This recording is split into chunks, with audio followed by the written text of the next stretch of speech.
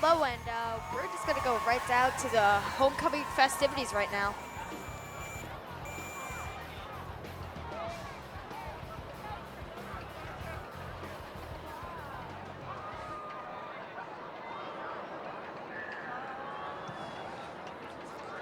Megan Rafferty with Dad Mark, Mom KC, and brother Ryan.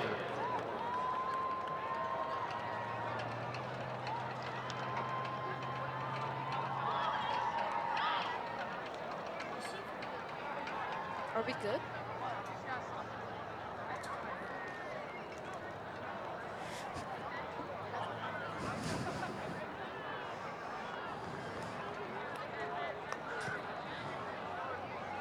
Brianna Thomas with Dad Bill, Mom Karen, and sisters Sierra and Delaney.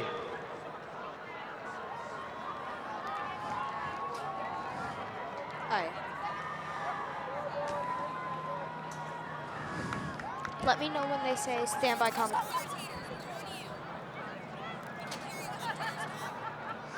Hello, and welcome. Talea Thomas with Mom Vera and sister Amari.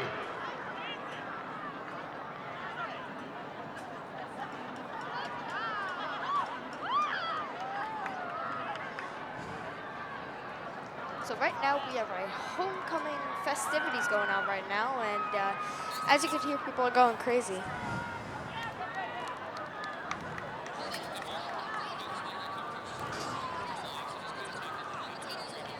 Celine Thompson with Mom Michelle, Grandma Loretta, Grandpa Bill, and Uncle Danny.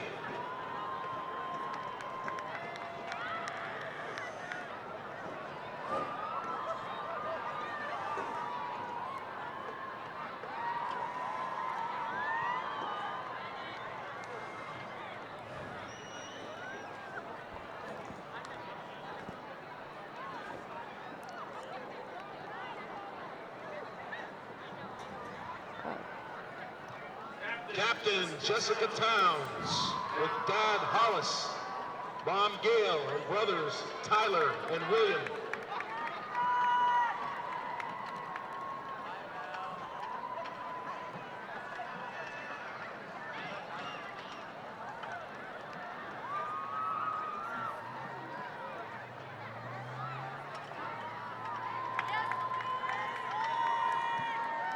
Brianna Variello with Mom Denise and sister Tiffany.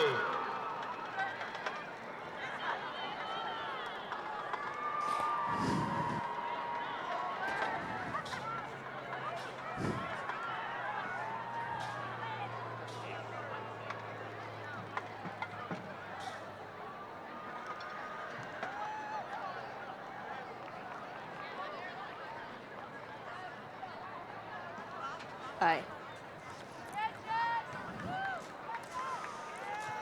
And our final senior cheerleader, Captain Ava Wolf with Dad Ken, Mom Dina, and brother Nick.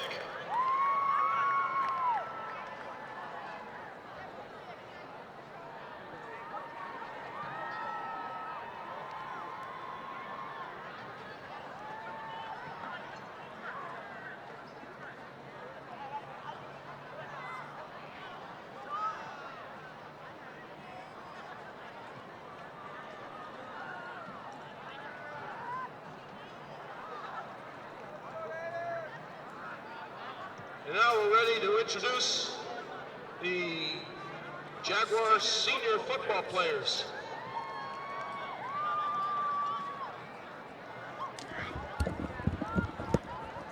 Number 4, Andrew McCarthy, accompanied by Father Mike, Mother Cheryl, and Brother Colin.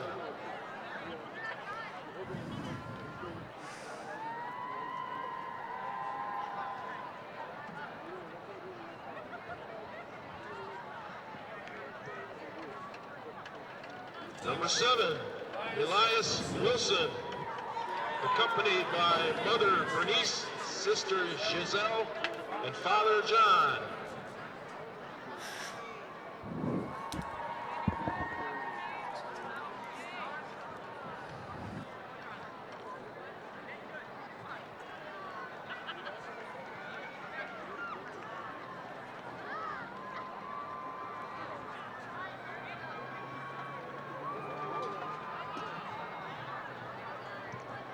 Number 10, Carlos Diaz, accompanied by Father Oscar Diaz and Mother Robin Diaz.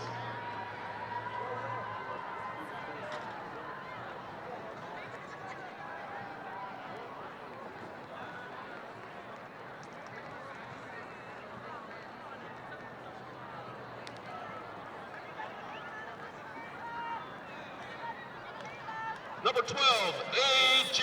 Tomaszewicz, accompanied by Mother Debbie, Father Alex, Grandmother Pat, and Brother Nick.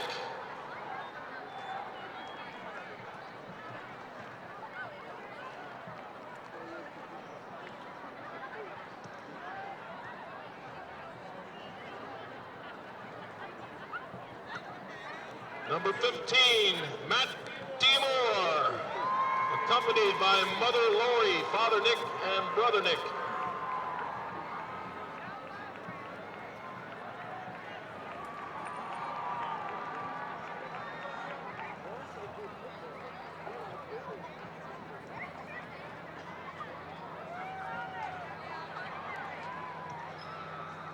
Number 44, Thomas Pallone, accompanied by Mother Nicole, Father Carmine, and Brother Christian.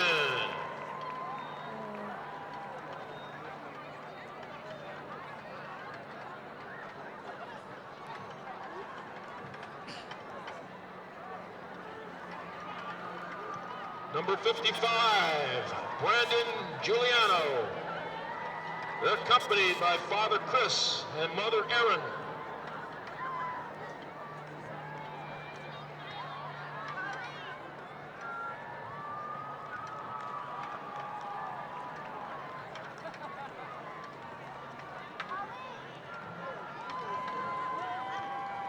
Number 57, Luke Smith, accompanied by Father Brian.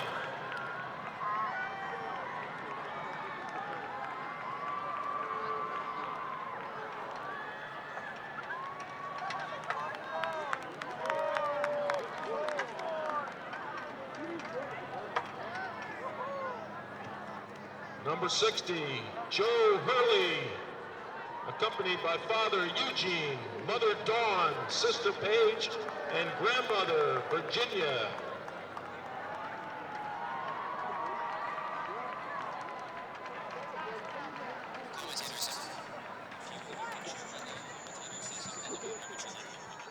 I love homecoming.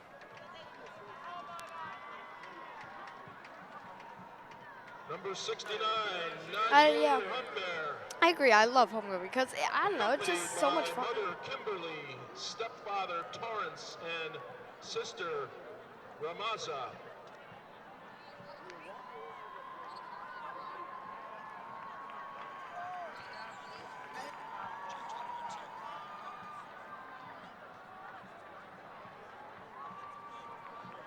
Number 70, Devin Martinez, accompanied by Mother Eileen and Father Frank.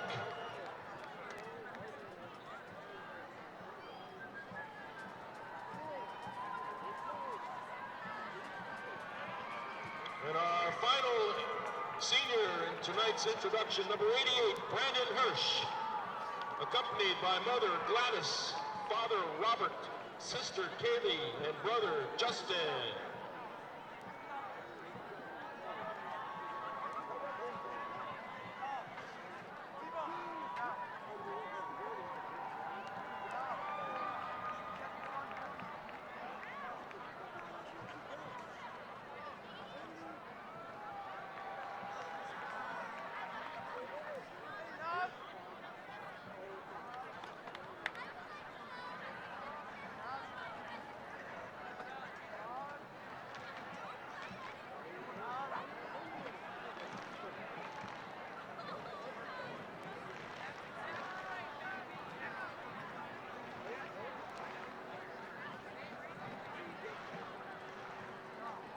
converted.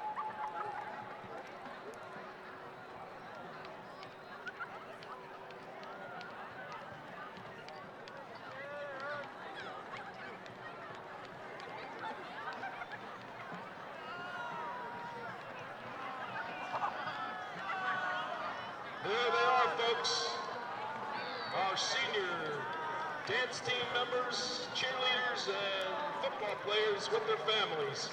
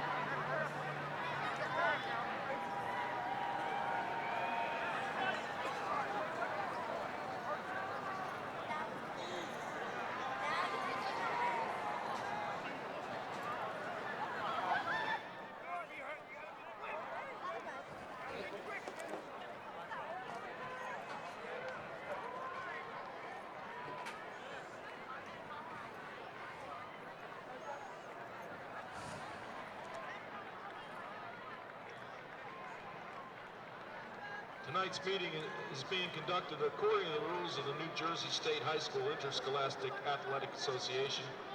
These rules provide for fair competition among players. Spectators can help promote good sportsmanship by observing the rules of fair play.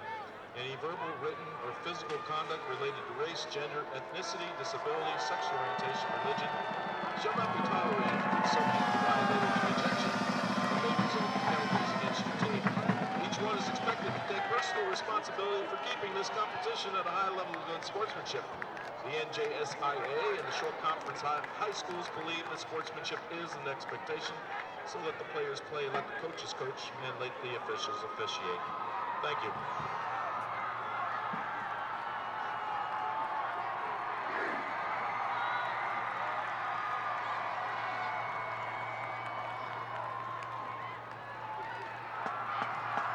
Here come the 2017 Jackson Memorial Jaguars.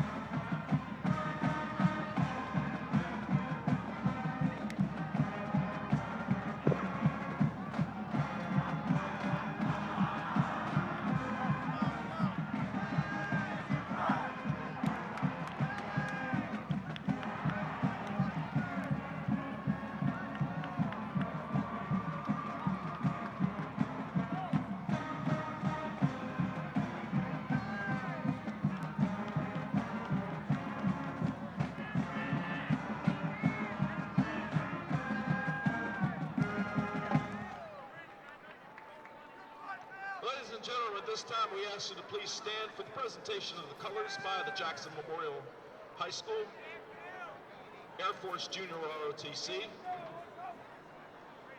And we ask you to please remain standing. Veterans may salute as the Jaguar Band plays our national anthem.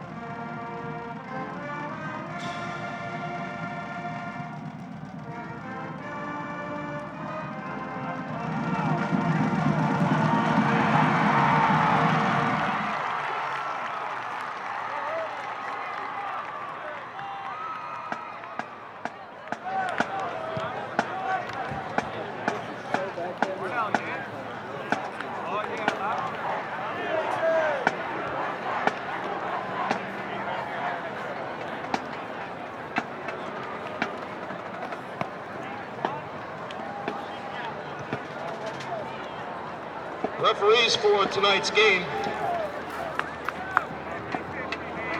The officials for tonight's game, the referee is Mr. Bart Petrillo. The umpire, Mr. Brian Fife.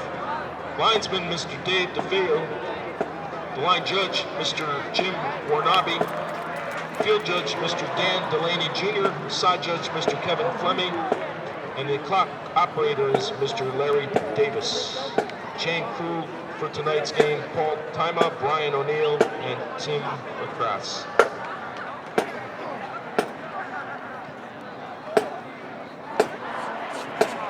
Captains for tonight's game for Tom's River East, number 44, Tommy Ferranti, number 10, Jack Goodall. We'll get the others when we see the numbers. Captains for the Jaguars, number 12, A.J. Tomaszewicz, number 44, Tom Malone, number 68, Hurley, and number 10, Carlos Diaz.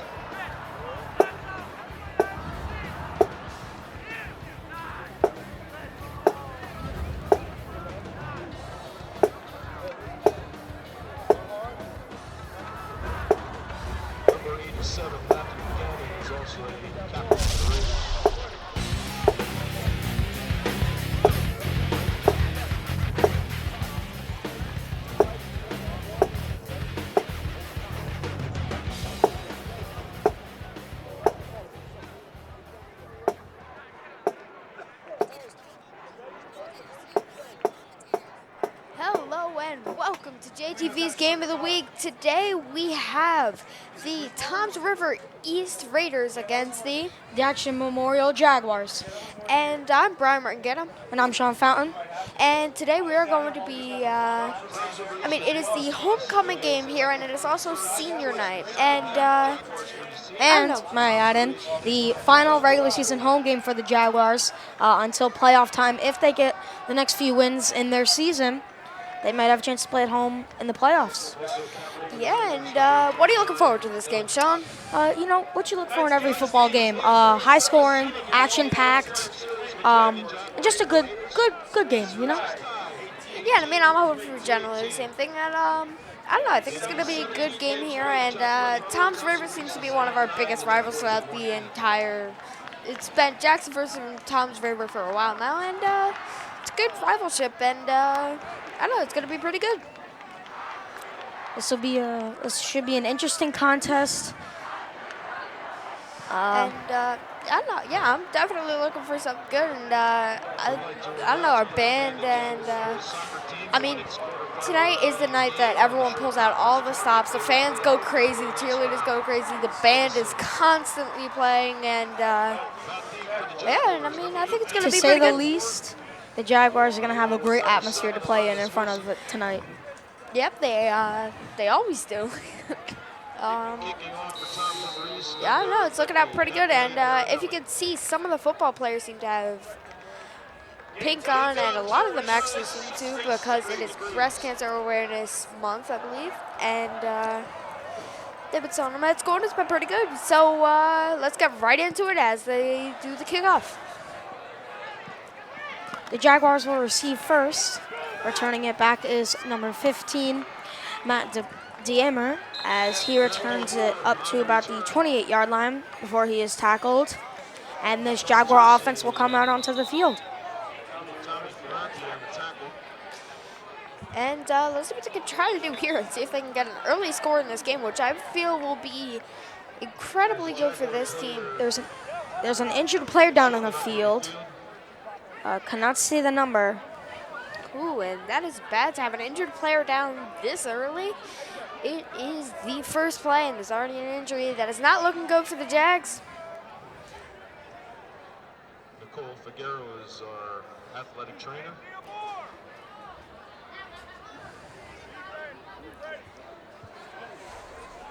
That doesn't look good.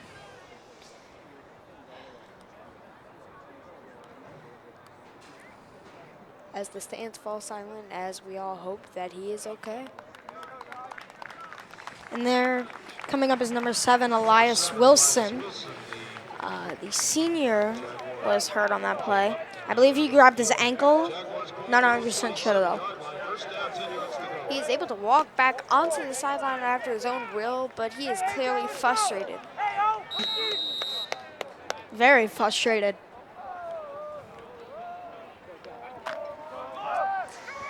Okay, as they line back up on the line. Here comes the Jaguar offense as it is a run up the middle. And they just pile on top of them. The Raiders are not letting them get anywhere on that run. Market for a short gain of about 3. As the Jags huddle back up. And here they go. Here's a carry to Leo Shemanevich as he's wrapped up. As they will give that no gain, tackled to back at the line of scrimmage. So early on, the Jaguars facing a 3rd and 7. And the Jags have been going with the run a lot, like throughout this entire season. And I don't know, I think Toms River East knew coming into it that they need a strong front line and they need their best guys up there to stop this running attack. 3rd and 7. Under center is AJ Tomlinwich, the senior, off a play action. Throws downfield and it's caught. That'll be number 88, Brandon Hirsch, the tight end. And that was an incredible play there. And I mean, as I said, they've been going with the run a lot, but that does open up for a lot of play action and just passes that no one expects. As we look at that play again, that was just an incredible throw and an incredible catch there. That'll move the chains for the Jaguars, so it'll be 1st and 10, down at around the 40. So it is also blackout, which means everyone in the stands, mostly that goes to Memorial, was asked to wear black all throughout all of today. So I don't know, I think it's going to be pretty good here. And there's a toss to Leo Shemanevich, the junior, picking up good yardage on the toss there to the outside. Gain of 5. As we see a replay here. As you can see, he goes around there, and he just gets brought down by number 10, Jack Godall. He is the quarterback and cornerback for this Raiders team, and he is a senior. And although he's not very big, but he can get this going. And there's a give to Leo. Leo as he goes out there, and he's getting going right side, and what a carry. Sorry to cut you off there, Brian. I had to go. Yeah. What a run. Leo was incredible. Shemanevich, the junior. He had plenty of people chasing him down, but no one could. Let's take a look at this again. Look at Leo finding the hole, getting to the outside, and using that speed down the sidelines. Great play. And that gets him on the 1st down and gets him at about they're in the red zone here, and let's see what they can try to do here, and let's see if they can score. They're gonna give it back to Leo. Why not? He's been the hot hand, getting out to the left side. And the ball's out! Fumble! Picked up by the Raiders! Let's see if that was actually a fumble. And, that is! It's going back to the Raiders. With that pickup was number 15, Ryan Germain. He's another quarterback for the Raiders, and I don't know, let's see. Yeah, I think they are counting that as a turnover there, so. That's just a bummer play for the Jaguars offense. They're moving the ball down the field. Leo was having a great drive running the ball, and it just all goes down after the fumble. It toned down the crowd, toned down everything. That's a big play for Toms River. Yeah, I mean, I think they're definitely going to need this going forward, and they need those forward momentum here just to try to keep the ball rolling and try to keep going here. As you can see, the Jaguar band, or as you can probably hear it, the Jaguar band is up and they're getting ready to go as they try to move the pile forward, but they're not quite able to get anywhere on that one. They're moved forward a little bit as the Jaguar band starts up again. They're starting to go forward again, and let's see what they can try to do here. This Jaguar band trying to bring the crowd back into it. Got to bring some life in the stands. They've done a good job of doing that all season, so let's see if they can keep that going and try to continue going on this.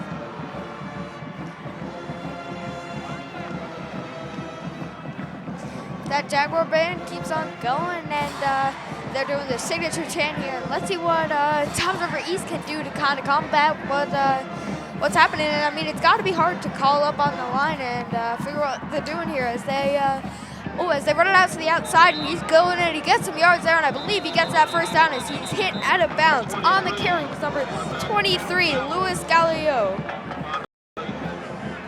And that was a crucial play there. Take a look at that play again. He was just able to get to the outside, and he eventually chased that down, but I don't know, it was a great play while it went, and that grabs them a first down. So let's see what they can try to do here. Let's see if they try to do a pass now and try to fake out the Jags, and let's see what they can do here.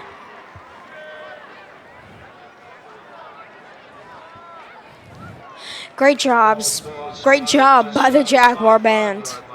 Confusion on the offensive line right before the snap on this play.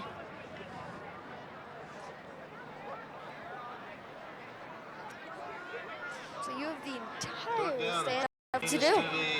This would be interesting how the Jaguars decide to play him because so far this first drive, he's already done a read option, kept the ball for himself as the quarterback and taken off. So the Jaguars are going to have a spy on him, making sure he doesn't take off like that. Yeah, and I mean, it is 3rd and 3 now, and I wouldn't be surprised if he tries to keep it again and tries to run it up the middle, but the Jags definitely seem like they're prepared for that. So I think he's gone a little bit of an audible here and trying to throw it out to the outside maybe. I don't know what's going to happen. And in the box. And I was correct, and he throws it out to the outside. Number 44 bobbles it and is not able to. Nope, he actually was able to get that. That is a first down and 10 for them. That was incredible, bobbed and then eventually pulled down and pulled in by Tommy Ferrante. That was an incredible play there, and that throw was just over his head, but he was able to bobble it and keep it down and keep it to himself. With 5 minutes and 45 seconds left in this half in the first quarter, it has already been pretty eventful. So let's see what they can try to do here as they seem to be going for a run here, but I don't know, as you can always tell, looks can be deceiving. So let's see what they try to do for here. As they hand it off, they try to run it through the pile, and he doesn't make it through. He gets maybe a yard or two there. Right now, the Raiders running a game. They've only gotten a few yards the last few carries, but if you take a look at the clock, it is draining down. This is a great job of the Raiders to have clock management and be able to run the clock down. Let's see what they're going to do here as they come out of the huddle. They're looking to see as if they're going for a run here, but I wouldn't be surprised if they do a read action or a play action.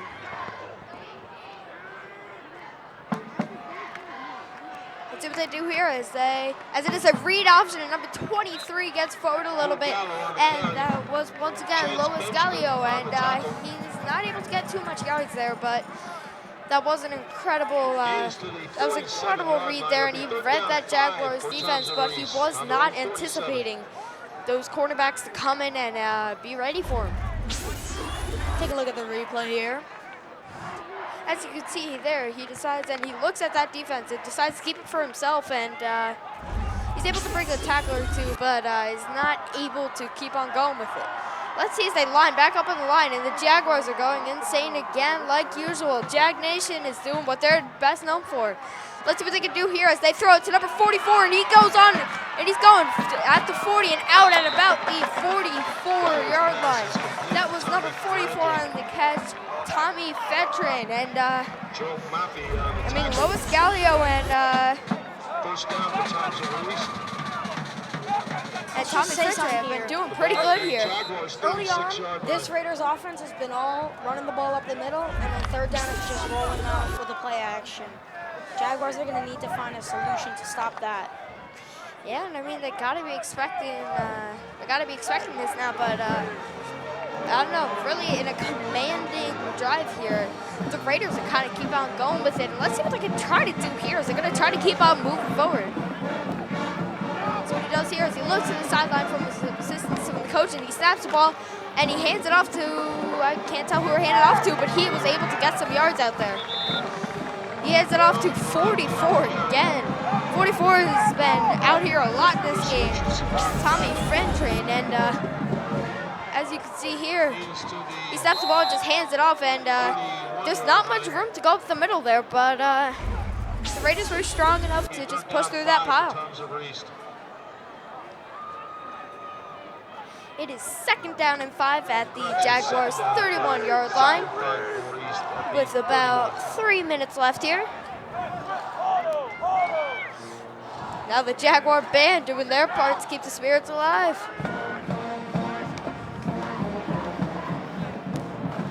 That's what they're trying to do here as they're trying to push the pile, and he's still not down, and the play's not called dead yet. The entire pile falls, and I can't tell if he gained any yards there, and that was number 42 on the carry, Frankie Scianti. He's just outside the Jaguars' 30-yard line. Let's see here what the Raiders can do. They've had a lengthy drive, and they're going to need to keep it going. The Jaguars are going to need to make a stop. Let's see what they can try to do here, and let's see if they can keep going on this and make it.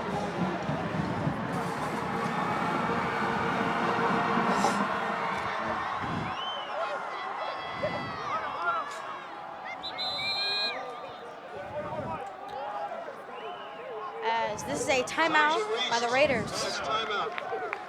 That is their first timeout of the game. And how do you think it's been going so far, Sean? To start it off, I think Memorial had a really good first drive. But we're going to cut it over to an interview now, as we will be back in a minute. Hi guys, I'm here tonight with, Brianna and Brandy. and I wanted to ask you guys, what is it like in Jaguar Nation tonight? Very school spirited. A lot of people came out today to support Jaguar, Jackson Memorial. Very loud. It's crazy up there. And you guys are, as I just heard, tennis champions. Yeah. A South champs, 14-0, undefeated. Like, let's go. Woo! And we also won Ocean County tournament. We got 34 out of 35 points. That's great, guys. Who do you think's gonna win this game? Definitely Jackson Memorial, like all the way. Like, let's go. Yeah. Thank you guys. Back to you guys up in the booth. Thank you there, and that was pretty good. And as we can see, they have interviews there, and the cheerleaders going wild again, and there's a wave going around in the crowd. Everything's going good here as they seem to go here, and let's see what they can try to do here. As he goes around and he jukes a couple tackles that he isn't able to get all the way, and I do not believe that will be a first down, but nope, that is a first down. He managed to get enough yards there, so it is now 1st and 10, a whole new set of yards at the 25-yard line for the Jags. Let's say, if we look at that play again, he was able to just juke somebody out there, and he just tries to go through, and wow. South River East is just shoving them down like flies, and let's see what they can try to do here and see if they can get these final 25 yards.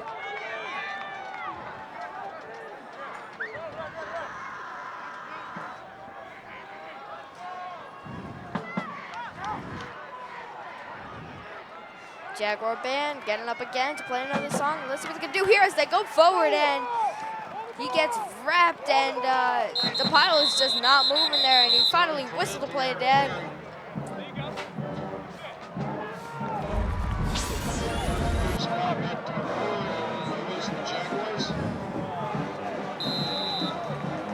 Just wanted to point that out. There's been a few plays where quarterback Lou Gallo has been in shotgun, and he takes it on the read option. He has just made a 0-yard gain or a loss turn into like a 3 or 4-yard gain. He's had a lot of jukes and a lot of good plays.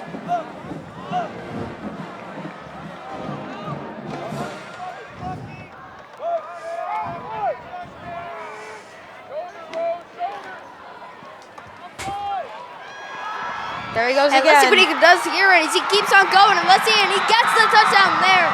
That is number 23 again. That would be Louis Gavio, and he's been doing so good here, and let's see what he can try to do here. As, that was incredible. That was a 20-yard run, 21-yard run there, and let's see what they can try to do as we look at this play again. He keeps it for himself once again, Sean. That is another read option. He just breaks through that pile, breaks a bunch of tackles, and I don't know, he's definitely got power behind those legs as he keeps on going, and go for the extra point here, and let's see if they can, they're probably going to make it in, but I don't know. I have a sneaky suspicion about a trick play, but nope. pretty straightforward, and that is 7-0. The Raiders in the lead here. I would expect the Jaguars to come back and try to be stronger than they were before. I must say this. I said it a few plays before. That play was all Lou Gallo. He made some nice moves and was able to use his speed and get into the end zone. That was all him. And our mascot, the Jaguars, in the band now, and the band is going crazy, and everything's going good, and now it is about to be the kickoff.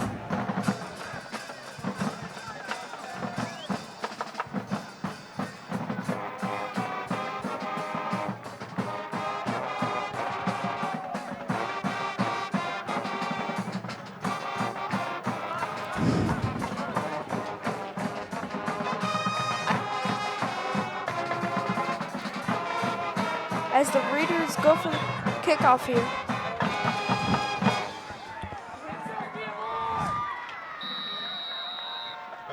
Let's see how far the Raiders can kick this off, and let's see if they can get any return here.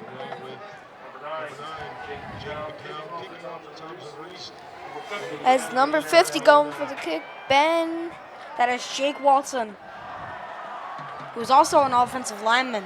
Let's see what he can do here as he catches it, and he bobbles it a little bit, but is able to keep his composure, and he keeps on going as he gets pretty far here. That's Jake McCown. What a carry. Wide receiver, defensive back, and punter all in one. And you can also add specialist to his name. What a carry.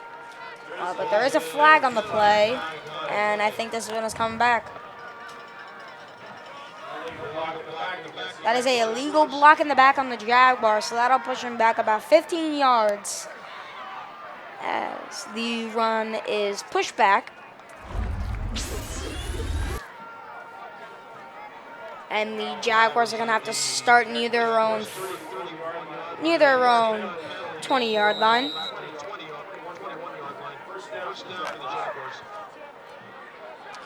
Jaguars breaking the huddle.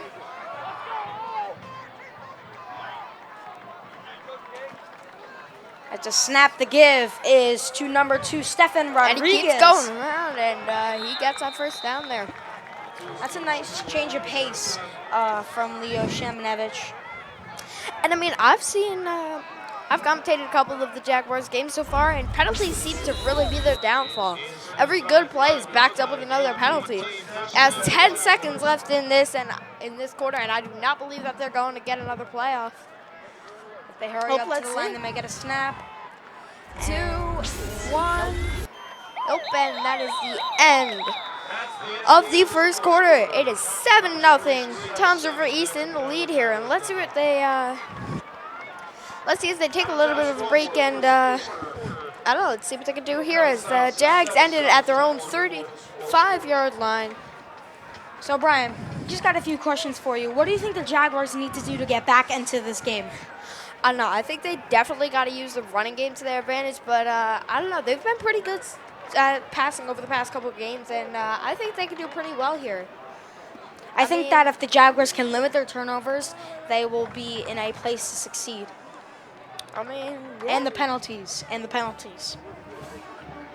Yeah, penalties have also been destroying them for a while, actually.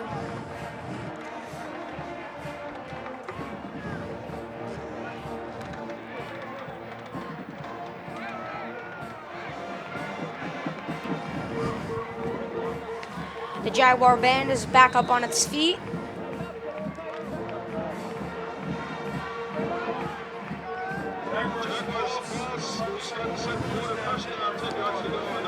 As the Jaguars started their own third. And really quick, we're going to send it over to an interview.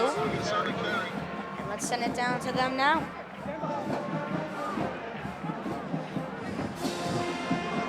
Hi guys, I'm here with Sam, Jen.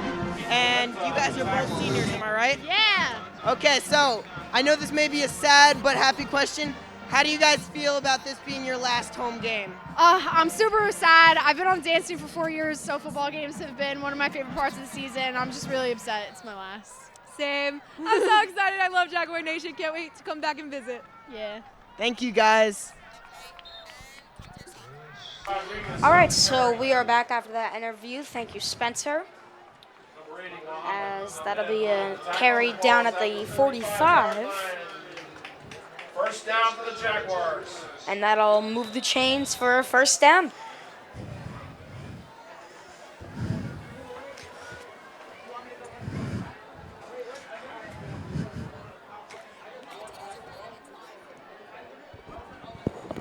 Coming under center is number 12, A.J. Tomlinwich, the senior, as the give is back out to Stefan Rodriguez. And let's see, and that was pretty good there. And let's see what they try to do here on defense. And let's see if Tom's River East can do this.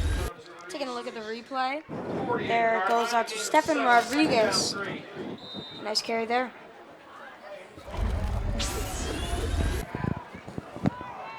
Let's see what the Jaguars can do here.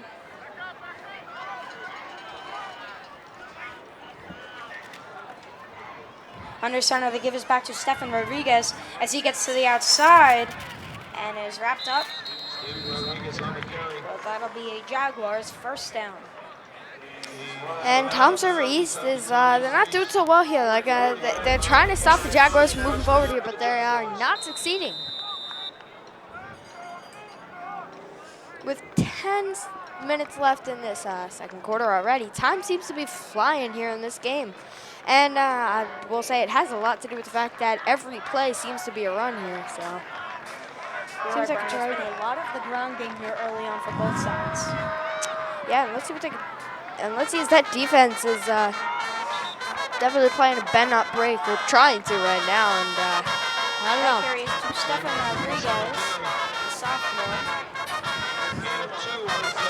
That'll be a game of 2.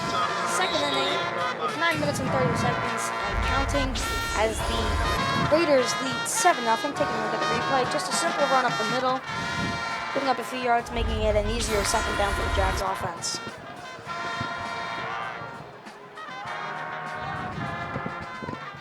Tomlinwich under center, dropping back. Looks close. He's going to air this one out deep. And it is dropped by Jake McCown. And he barely misses that. And he almost would have gotten a touchdown there. And I don't know. That was they brought the pressure definitely on that quarterback there. And, I mean, that's what you got to expect when you go drop back. I mean, it's not often that you see that in high school. And but when it does happen, everyone's all over it. So let's take a look at the replay here. You can see Tomlinwich airing it out. Just misses McCown. He almost had a chance at that ball, but the diving catch was a little bit too hard for him, and it ended up falling to the field. 3rd and 8 at the 38-yard line. let's see as he drops back and he's going for the throw again. Across his body, and there it goes! Number 15, Matt DeMore, and he's into the end zone. Touchdown! What a play there. A.J. Tomlinwich redeeming himself. Tom's River Rolling East out looking to his right, making a throw across his body, and a touchdown Jags. Tom's River East tried to stop him there, but I mean, he was able to break some tackles. He was just able to keep going. He kicked down the edge, just kept on going on that. He just ran until he got to that end zone, and now it's for the extra point attempt, which would probably make this a tie game here. So Justin Burkhardt on to attempt the extra point. And it is And good. it is good. So just like that, the Jaguars come back. But that was was at 7-7. that extra point was almost blocked by 47, Nicholas Jarowski, and I don't know. That was.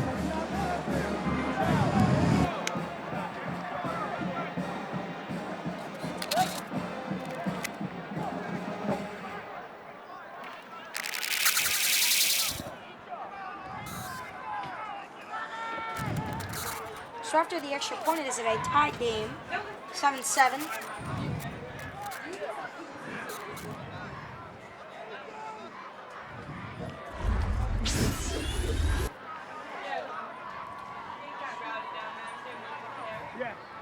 And Brian, what did you like about that Jaguar drive? I mean, Thompson Reese just couldn't seem to find a solution for that play, and I don't know. I mean, it was good. It was good drive for the Jaguars. They just kept it moving, and they kept on their feet, and they kept I don't know, they started to get back into throwing it there, and I think that definitely paid off at the end of that drive. Justin Berger to pick this off as it'll bounce down, and here comes Tom's over East. Oh, and he barely stays up on that, and let's see what he can try to, as he keeps trying to go, but he gets brought down at about the 25-yard line.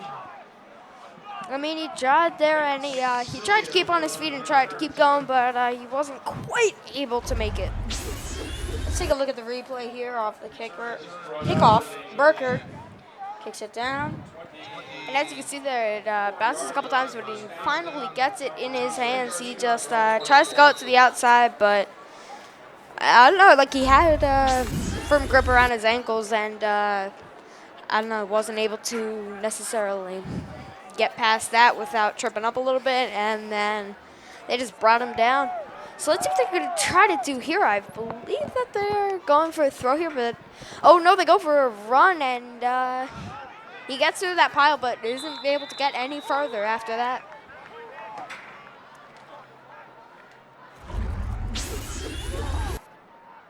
Tommy Ferrante on the carry. Gain of 5 yards on the play. 2nd down and 5 for the Raiders. Good job here by the Raiders, as so far it's been a lot of Lou Gallo, the quarterback, and number 44, Tommy Ferrant. Yeah, and I mean, those two have been amazing athletes so far, and have been doing really good so far. And let's see if they can keep this going and try to come away with the win here. As Lou Gallo will take this for himself.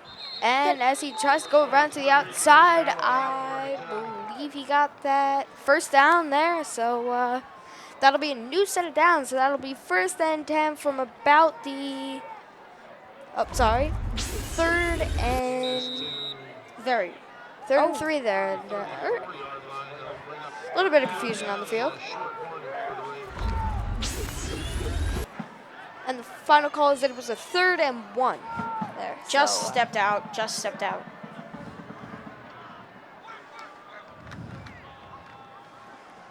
Here goes Gallo again. The give. And they're pushing that pile forward, and there's a Jaguar down, though. In the backfield, there's a Jaguar down. Let's see. There's another injured Jaguar on the field. That is number 32, I believe. Nick Tomlinwich. And that is not good for the Jaguars so far. 2 injuries already, and not even done with the first half. I mean, there's 7 minutes and 45 seconds left in the first half, and that is not something you want to see. That was number 37, Chance Benjamin, the linebacker, as he seems to be all right, getting up and walking off the field. Lucky was all right, and I mean, let's see if he goes back out there. And oh, it seems to be his elbow, either his elbow or his arm. I can't quite tell, but he's walking over to the bench, and yeah, he's sitting down, and now he's getting examined. We'll let you know if we see anything else or hear anything else. Let you know if he comes back into a game. That's a big loss. He's one of their starting linebackers. And I believe that is his right elbow that he injured. But with a new set of downs here, the Toms River East Raiders trying to keep on going with this, and as he does a play action there, and he's able to get a couple yards out on that. It's been a lot of this running game early on for the Raiders, and even the Jags. Both teams have just been pounding the rock early on. And I mean, it's 2nd down and 7 here, and let's see what they can try to do here. As they're probably going to go for a pass here, as they seem to try to usually save that for 3rd down. But I mean, here on a 2nd down and 7, let's see if they can try to get a 1st down here, maybe even more, as the Jaguar band is going wild like always. And I don't know, it always seems to go good here. And the stand's literally shaking. And let's see what they can do here as they run forward, and he gets stuffed up the middle. There's a pile, and maybe the ball came out. I'm not sure, but they keep on diving on that pile. Oh, and I And believe, there might be a fumble. let's see if the Jaguars The were Jaguars able are to- saying they have the ball. Let's see what happened here. Evan Otten on the carry. The Jaguars looked like they were trying to tell the refs that there was a fumble, and they picked up the ball. But and they had it. coming up with the ball was number 75, Joe Gonello. So I do believe that there was a fumble, but the Toms River East Raiders were able to jump on top of it and get it. Let's see if we can notice it on a replay. As you can just see a big pile of for it, and I think you could see 75 jump in there late and pick it up. Good aware play by him. 3rd and 5. So let's see if they are going to go for a pass here like they've been doing on 3rd down. Let's see if the Jags are ready for it, as they seem to be doing more of a zone coverage here. And they are, and they do go for the throw, but he's able to get it off to number 44, and he's able to keep on going. He gets to the 40-yard line before he gets hit out of bounds. I mentioned the last drive as well. They've just run that one play action play and dump it off to number 44. And so far it's been working. Tommy Farron, who is number 44, has just been having a day so far, passing and, catching and running with the ball. And that'll move the chains.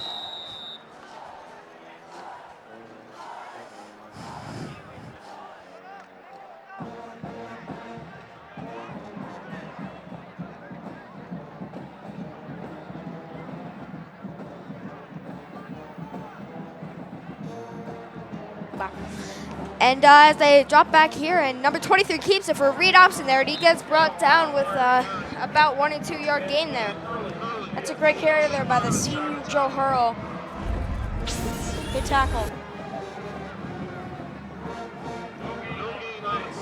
Oh, there was no gain on that play, and it is 2nd down and 10 here.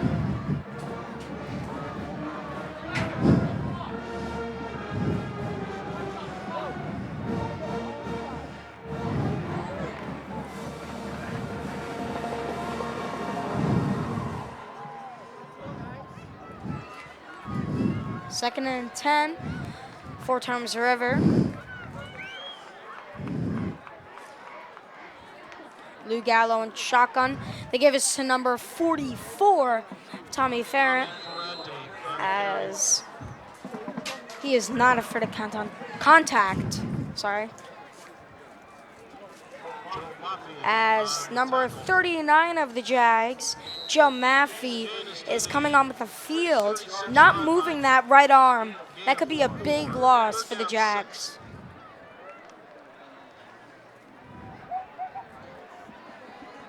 And speaking back of the earlier player, number 37, Chance Benjamin, he has re-entered the game. Yeah, and we're glad to see that, making sure that he's okay, and I think he was just shaken up there a little bit. Let's see as they go across, and that is a read option again. Number 23 tries to take it up, and he gets tripped down, but there's a flag coming in. Flag on the field. Let's see who this will be on, as this will be a holding on Toms River. So for once, a penalty works in the Jaguars' favor here.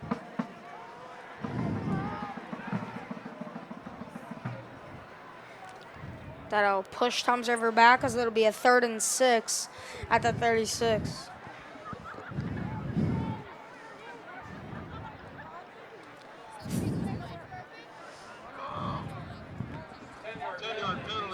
Three minutes and 50 seconds to go here. Brought back to the 45-yard line. It'll be 3rd down, 15. Correction, 3rd and 15.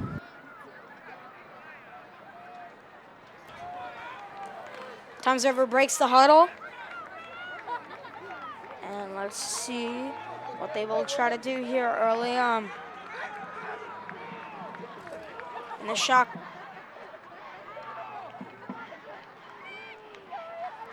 the shotgun. Here's Lou Gallo trying to make a play with his feet. Rolling out, and that one will fall on the field, as that'll fall incomplete. And that is not a good sign for Toms River, as Lou Gallo looked to be a little shaken up on that play. Yeah, and I mean, he seems to be one of their key contributors here. As the punting units for both teams will come on onto the fields.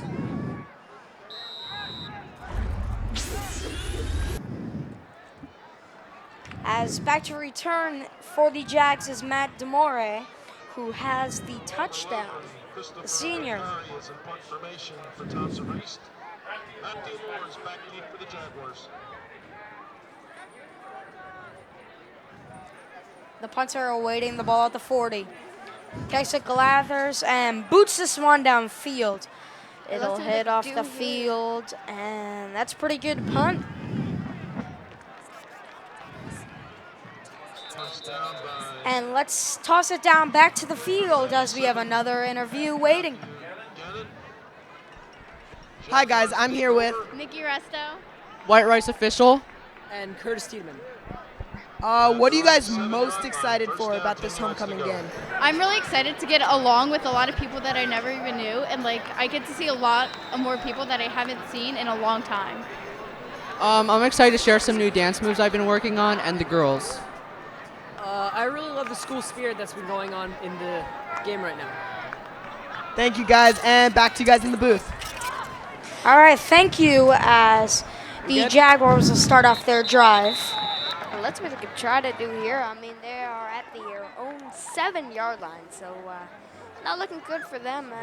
I wouldn't suggest a run here, and any penalty could result in a very, very bad drive for them. Here come the Jaguars. It'll be interesting to see how they want to play this. Backed up, as Brian mentioned, at their own 8 on 2nd and 9. With 2 minutes and 30 seconds to go.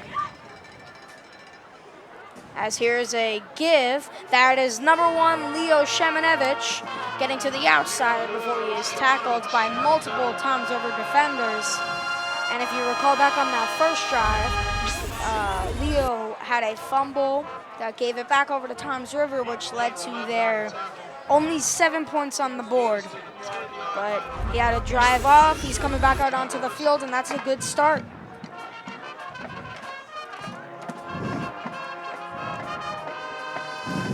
A minute and 53 seconds and counting here for the Jags.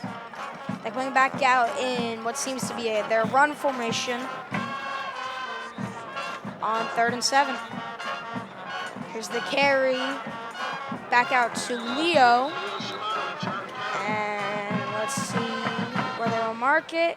As this will be a timeout for the Jags, I believe. First down for the Jaguars. That could have, I believe, yes, that was a timeout for the Jaguars. As early on here in this drive, the Jags have been running the ball, just trying to get it back out of their own 7-8 yard line. And so far it's working as they're back out to the 21-yard line for a 1st and 10. Although they are running out of time here, so I don't know. I mean, let's see if they can try to do it here. With the timeout being called, that will stop the clock at 1:35.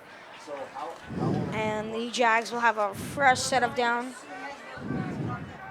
And let's see when they will break the huddle. And if you're the Jaguars, you just got to be thinking, let's just try to get it, even if it's up to the 30-20, and let's try to get Justin Berger into field goal range. As the Jaguars break their timeout huddle. And here they go, breaking the huddle.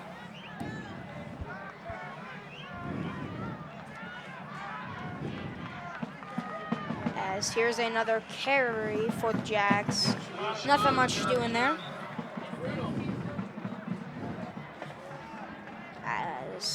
Since the ball is staying in bounds, the clock will run down as it keeps on ticking.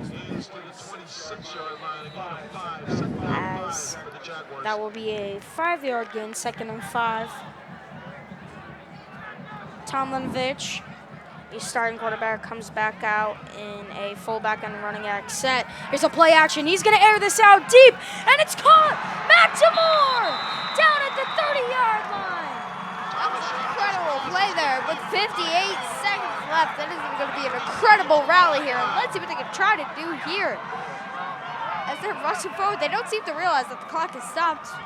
Oh, no, I believe they just realized, but First down for the Jaguars. that is first down for the Jaguars, and they're just going to try to keep this momentum going. That is a big, big play by Matt Demore. He has the touchdown already for the Jaguars. And he's making another big play off the play action pass. Tomaszewicz spikes the ball incomplete. Let's see what they try to do here.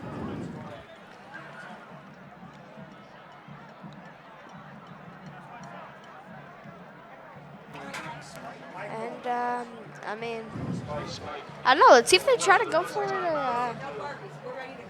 I don't know. So South, I believe, called that timeout from the ref signal. Probably just trying to talk over back with their defense, telling them we just got to try to hold them to 3 at this point and hope that they miss the field goal. And let's see what they can try to do here. And let's see if this defense can hold strong here and try to force them to a field goal. And I don't know how far they can kick here. And I don't know. I mean, they're probably going to have to get to about the 20-yard line. And, ooh, as they throw it out again. Here's another play action. It's given off to number 88, Brandon Hirsch, the tight end. Smart play by him to get out of the bounds, which will stop the clock at 45 seconds. Taking a look at the replay here. You can see Tom Milledge off the play action. Simple throw. And there goes Hirsch down the sidelines. And getting hit, out of bounds. And that was a smart play there, going towards the sideline and just trying to get out for that play clock. And they kept it with some time left. Tomlin, which he's going to give this to Leo Shemenovich, but that is a big loss. Tom Zever was ready for that. And here's a Jaguars timeout, their second of the game, as each team now has one timeout remaining, as that's a nice play by number 54 of the Toms River Raiders. Stephen Carr.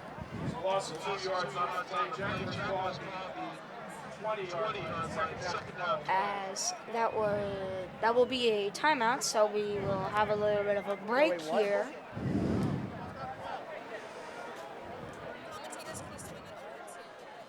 And while we are waiting here for the timeout, let's send it down over to an interview on field.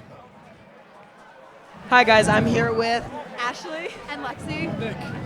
and who do you guys think is going to win King and Queen of the Court? Connor Reed and Sabrina Chandler. Be honest, do you guys think they're 100% going to win? Yes, I think so. Yes. Okay, thank you guys so much. Enjoy the rest of your game. Back to you guys. Thank you, Spencer, for another great interview. As the Jaguars will pick up right where they left off. 38 seconds to go. Tom Limwich under center. As he'll roll out to his right. Looking, throwing end zone, and it's caught! Matt Demore, what a play! That was an incredible play there. That was bobbled. What a play! Off the hands of the Toms River defender number 10, Jack Goodall, and into the hands of Matt Demore. And he has been a difference maker for the Jaguars here early on. 2 touchdown grabs. Right off the hands of number 10, Jack Goodall, and into Demore's hands. Great play as Burkert is on to attempt the extra point. Oh, this is Burkert's kick is up and good. Sorry to cut you off there, Brian. Go ahead. I mean, in the last minute, I mean, they've been going hard trying to get this league going into halftime, so they can have a great halftime performance, and so everything can be good here. The Jaguars take a 14-7 lead with that touchdown, leaving 28 seconds on the clock.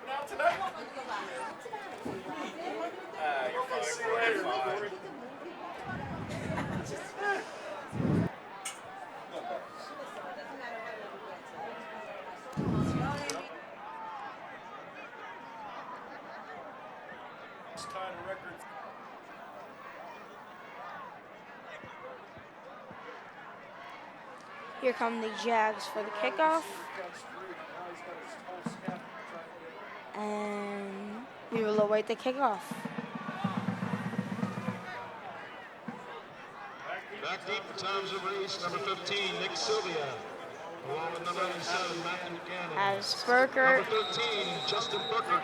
gives the signal, takes the few steps to run up, and will kick this off. And that is going to be received. And let's see if they can try to run it forward here as they're going into there with speed. And he doesn't get hit at all. And he keeps on going. And he gets pretty far. And he keeps on going. Let's see what they can do here as he keeps on running. And and I believe that is going to be a touchdown for the Toms River East Raiders. Nick Silva on the touchdown, the wide receiver senior. What a play, breaking a few tackles and just using that burst of speed down the sidelines to get in the end zone. That was incredible here, and you can tell the Jaguars thought that this was going to be over, but if we take a look at this replay, I don't know, he receives it there, and he just runs up and, I don't know, as you can see there, he just breaking a few tackles. stays up. Yeah, he stays up and he just keeps on going, and he just kind of got lost in the crowd, and he was able to get ahead of the crowd and able to score before anyone was able to stop him. So that makes it 13-14 with the Jags still in the lead, and wow, that was that's an incredible 30 seconds we're having here. Yes, indeed. 2 touchdowns. And Tied up. the kick is good. 14-14. And you know, for the Jags, you just got to think. You thought you had a lead going into the halftime with that great play and a good touchdown. But, you know, it's just wiped away. Yeah, and I mean, I don't know, this really shows that you can't give up and you can't let your guard down here. But I don't know. I don't think anyone could have saw that happening. I mean, you can't make this stuff up. Like, yeah. A update on the injured Elias Wilson, who was injured on the first play of the game. He is on the bench right now with an ice packet at, I believe it is his left ankle. So a little bit of an update there. Hopefully he will be able to return for the Jags in the second half. But if things stay the way it's looking, he will most likely not be returning. Yeah, and I don't know, it's a sad thing to see on homecoming to get injured, but let's see if the Jaguars can pull off another miracle here and try to do that play again. I mean, the kickoff. And this will just be a squib kick. That doesn't mean that there's no potential, and number 9 gets McCown. stopped, and 8.4 seconds left here, so I don't know, let's see, I don't know, it's Hail Mary time, or 8 I don't know, seconds actually. left. They It'll be might just interesting. be taking a knee here. I believe that's what they're going to do. I think that would be the smart play because you never know. You want to throw it up for a Hail Mary. It gets intercepted. There's always a chance it can be returned back. Yep. I mean, that's So a if I were chance the that Jaguars, sorry, Brian, I'd take a knee, go to the half, and start out with your defense on the field. and let's see, and yep, they take that knee here, so At the end of the first half, Memorial and Toms River tied up at 14. and that'll be, now we get a little bit of a break for halftime, and I hope you enjoy the halftime show here. So we'll see you guys in a little bit.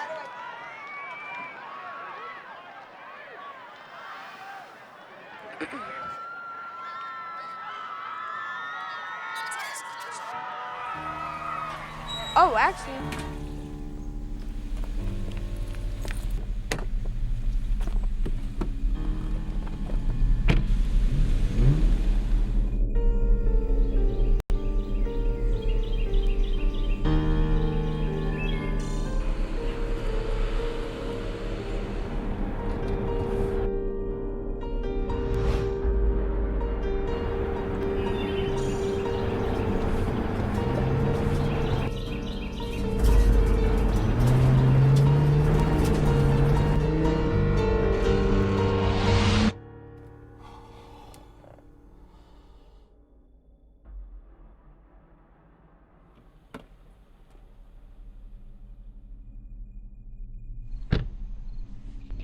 sorry, I didn't see you.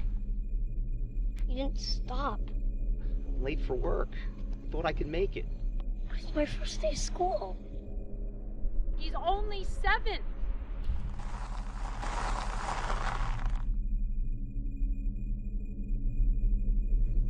I know, but I'm going too fast. I'm not going to be able to stop. I'm sorry.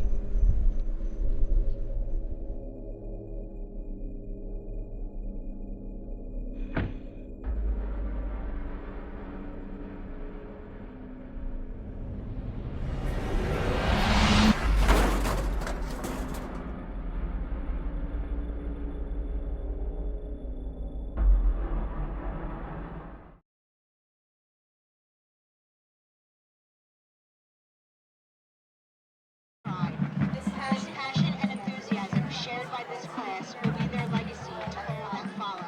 They are but seniors for 1 year, but will remain Jaguars for their lifetime, as proud members of the Jaguar Nation.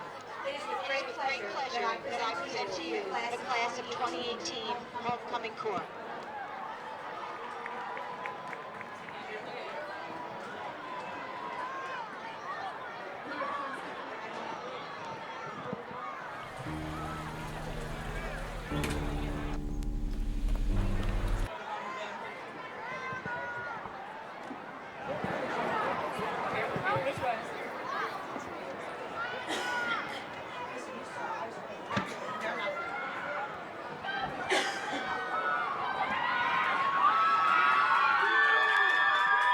Trying to get your attention or something. You guys ready?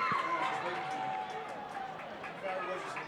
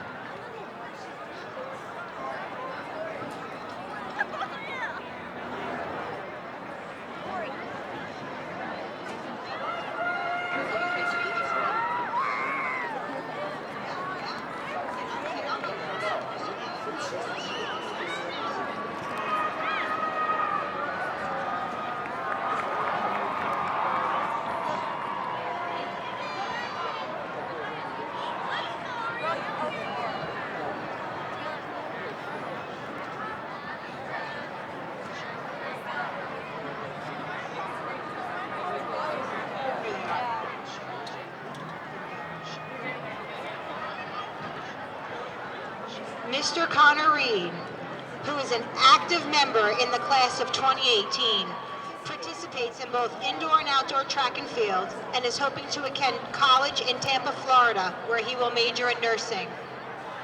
With Connor is senior class president, Miss Sabrina Chandler. Not only is Sabrina class president, but she also plays varsity tennis and lacrosse, and she hopes to continue her lacrosse career at Georgian Court University next fall. The next members of the court are Mr. Sean Clagg, who is an active member of the Science National Honor Society and plans on attending Rutgers next year. Walking with Sean is Sierra Torney, who also plans on attending Rutgers next year to major in pre-med biological science. As a senior class treasurer, Sierra is always looking to make a buck to help her class out. Please welcome Mr. Chris Mitchell. Chris is a member of the National Honor Society and also plays varsity basketball. With Chris is Alyssa Fernandez, who is a recipient of a D1 soccer scholarship to Winthrop University in South Carolina, where she will major in graphic design. The next member of our court is Mr. Alex Cabrera. Alex is a member of the varsity basketball team and has received multiple scholarship offers. With him is our class of 2018 secretary, Samantha Campbell. She is the captain of our JMHS dance team and plans on majoring in advertising. Lastly, we have Mr. Tom Pallone, who obviously is a member of our varsity football team, but he is also a member of the varsity baseball team. With him is McKay Antonucci, who is the captain of the JMHS dance team. Congratulations to all the members of our 2018 homecoming court. Now the moment we've all been waiting for. Our 2017-2018 homecoming king is Mr. Connor Reed.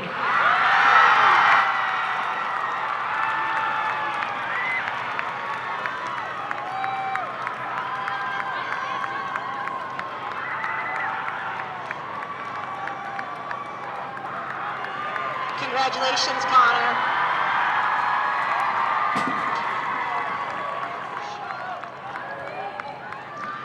And our 2017-2018 homecoming queen is Sierra Torney. Congratulations to all. Go Jags.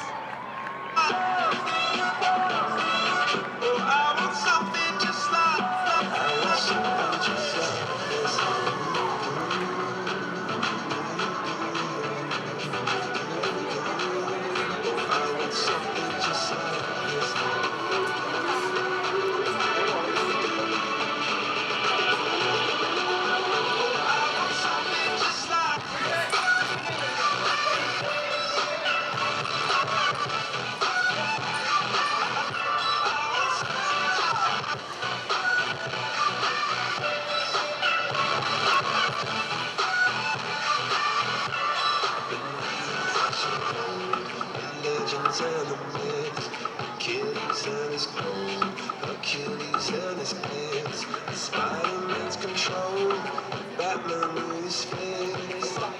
Clearly I don't see myself upon that list. She said, where'd you wanna go?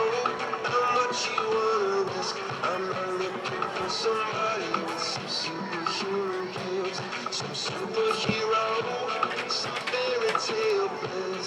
Just something I can turn to, somebody I can miss. I want something just like this. Oh,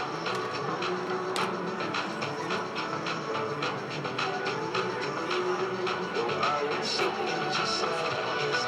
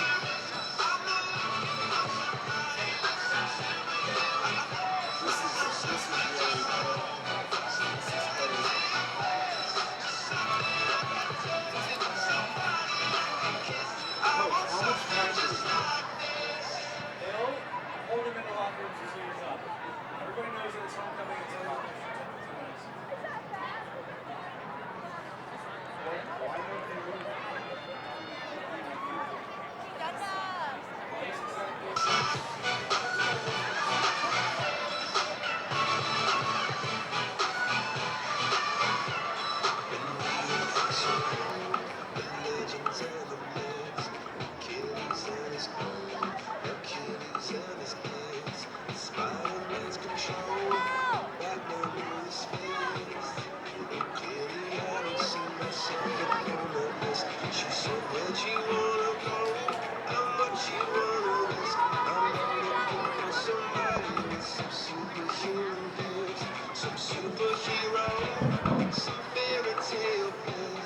something I can turn to, somebody I can miss. I want something just like this.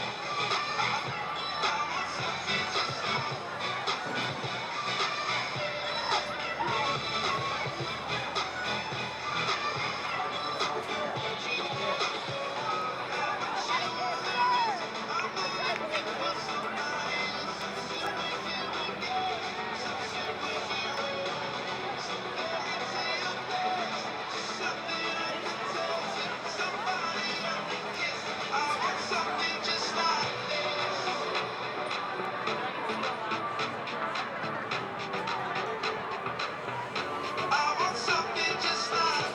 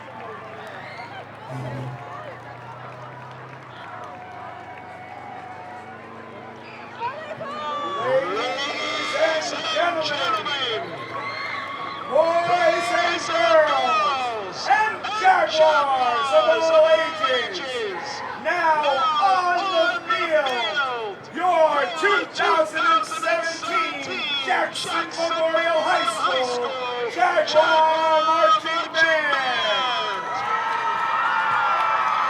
The Jaguars will present their program on a cold winter's night. The Jaguars are directed by Mr.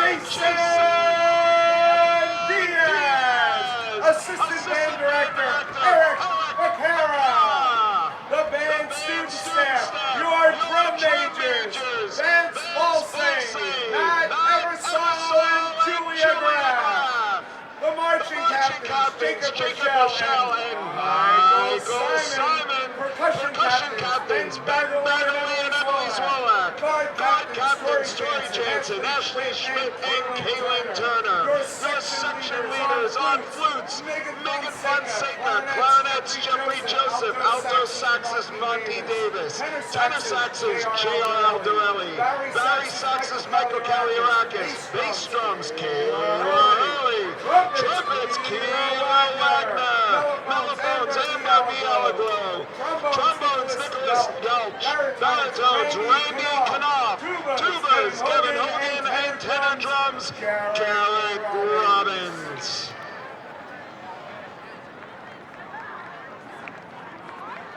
Drum majors, is the band ready?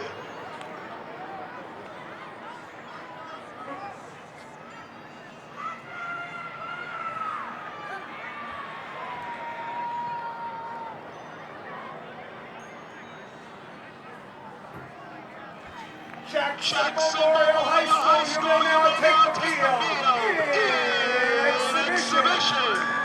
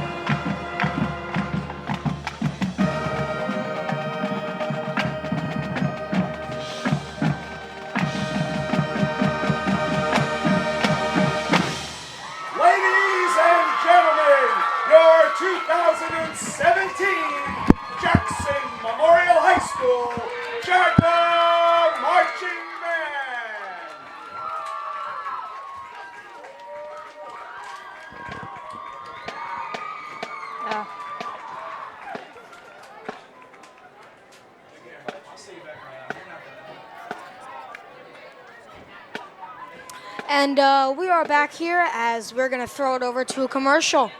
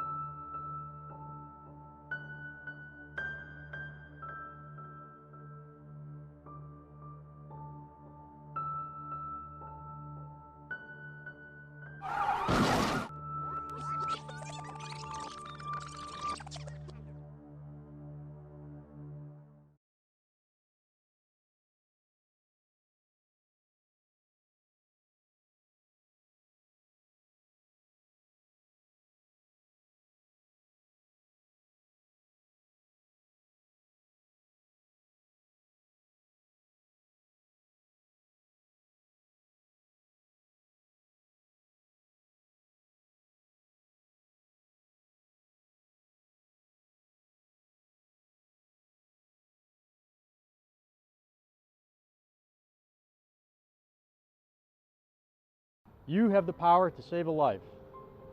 Cardiac arrest isn't rare, but surviving it is. Over 300,000 people suffer from sudden cardiac arrest every year. About 8% survive, and it's not only the elderly that can experience these life-altering events. The #1 killer of young athletes is sudden cardiac arrest, because a young athlete dies from cardiac incident once every 3 days in the United States.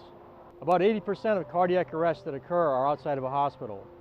About 89% of those victims don't survive because people around them don't know how to perform cardiopulmonary resuscitation. It's very simple. You can help save a life. The American Heart Association changed its protocol for the public to hands-only CPR, which means when a witness cardiac arrest occurs, a bystander, like you, can call 911 and begin external chest compressions immediately by pushing hard and fast in the center of the chest while awaiting arrival of the first responders. It's very straightforward. Your immediate action can help save a life. Learn hands-only CPR.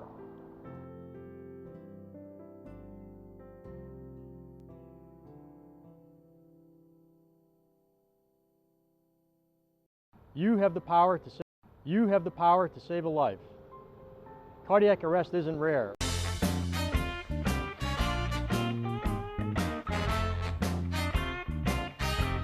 Hey, you! Me? Have you been feeling sick? Have you been sneezing? Well, I'm gonna teach you proper sneezing etiquette. Yay! Step 1, prepare to sneeze. Step 2, grab a tissue. Hey, here's your tissue. Thank you. Step 3, cover your nose and mouth with the tissue. Step 4, sneeze. Achoo! Step 5, throw it out. Hey, here's the garbage. Thank you. And step 6, go wash your hands. Ew. What to do if you don't have a tissue? Step 1, prepare to sneeze. Step 2, no tissue. Oh, don't have a tissue. Oh, no. Step 3, sneeze in the inside of your elbow.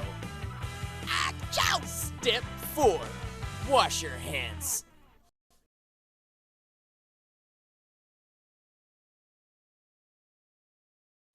Hey everybody, this is Dr. Adam Christman, and this is my buddy Buster.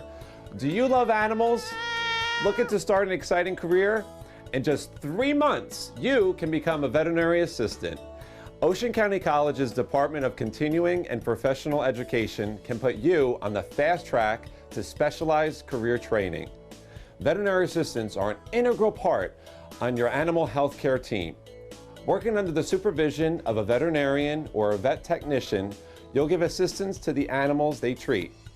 Through classroom and clinical instruction, OCC's Veterinary Assistant Program covers animal nursing, pharmacy, radiology and laboratory procedures, surgical and recovery room assistance, emergency response, and much more.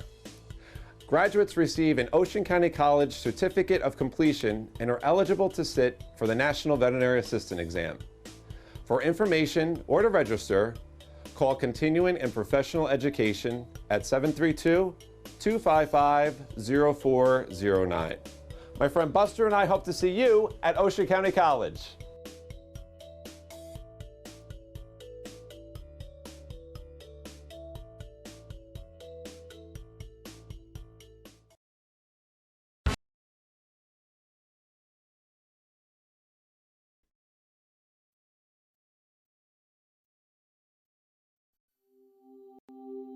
What would it take to change the world? Provide food to the hungry and water to the thirsty. Teach children to read and keep them healthy. Shelter families and train a new generation. Give the poor a chance to better themselves. Create a worldwide network of peacemakers and conquer a disease that has killed or crippled millions. Could one person do it? What about 1.2 million? Yeah, my name is Frank Wesso. Tamara DeWitt. Gaston Cabot. Ed Draper. Eu sou Adélia Vilas. Dr. Naresh Goyal. Meu nome é Awal Mau. Gary Parrish. Warren Coffin. Lisa Simmons. Eric Kimani. Meu nome é Eduardo Singh Arora. Megan Coutinho. These men and women are changing the world. They're members of Rotary. Professionals and community leaders organized into more than 32,000 clubs worldwide. They volunteer at the local, regional, and international levels and dedicate themselves to a simple motto: service above self. That's what Rotary is all about. Vision to see, faith to believe, and courage to act. Hello and welcome back to the second half of the game here. It is the Jaguars versus the Raiders, Memorial versus Toms River East, and wow, we're just getting right into it. They're gonna try to move up here, and he's just gonna kind of keep going. And as you might remember, at the end of the first half here, he made an incredible run there. So, welcome back here for the second half of football. Tied up 14-14 as Brian mentioned. So, swinging it back over to Brian, how do you think the first half went for both sides? I mean, I think for Memorial, it was a very good first half. I mean, they did incredibly good, especially on that last drive that they had, or second to last drive that they had, and that was incredibly good there. And they were just able to move the ball and do what they needed to do. I do think, though, they did let their guard down when it came to the end, but how about you? Mainly, I gotta say the same thing. That kickoff at the end just killed them. But hopefully we'll see a bounce back. They're gonna start out on defense here. And let's see what's going on the field. There seems to be some confusion out on the field. I'm not quite sure what's happening, but I believe they are running down the clock to the appropriate time. And yes, that was it. So we will start at 11:50. Here to go. Okay, so let's see if they continue with this running game, which looks like they are, but he gets stuffed and loses 3 or 4 yards there. And ooh, there seems to be some exchange of words over there. Honestly, that was a great defensive play. The Jags, they wanted to get a good start, and they stuffed the run on their first play. That was a really good job getting through the offensive line and getting a tackle for, I think that was a loss of a few yards. Yes, that was a loss of 1.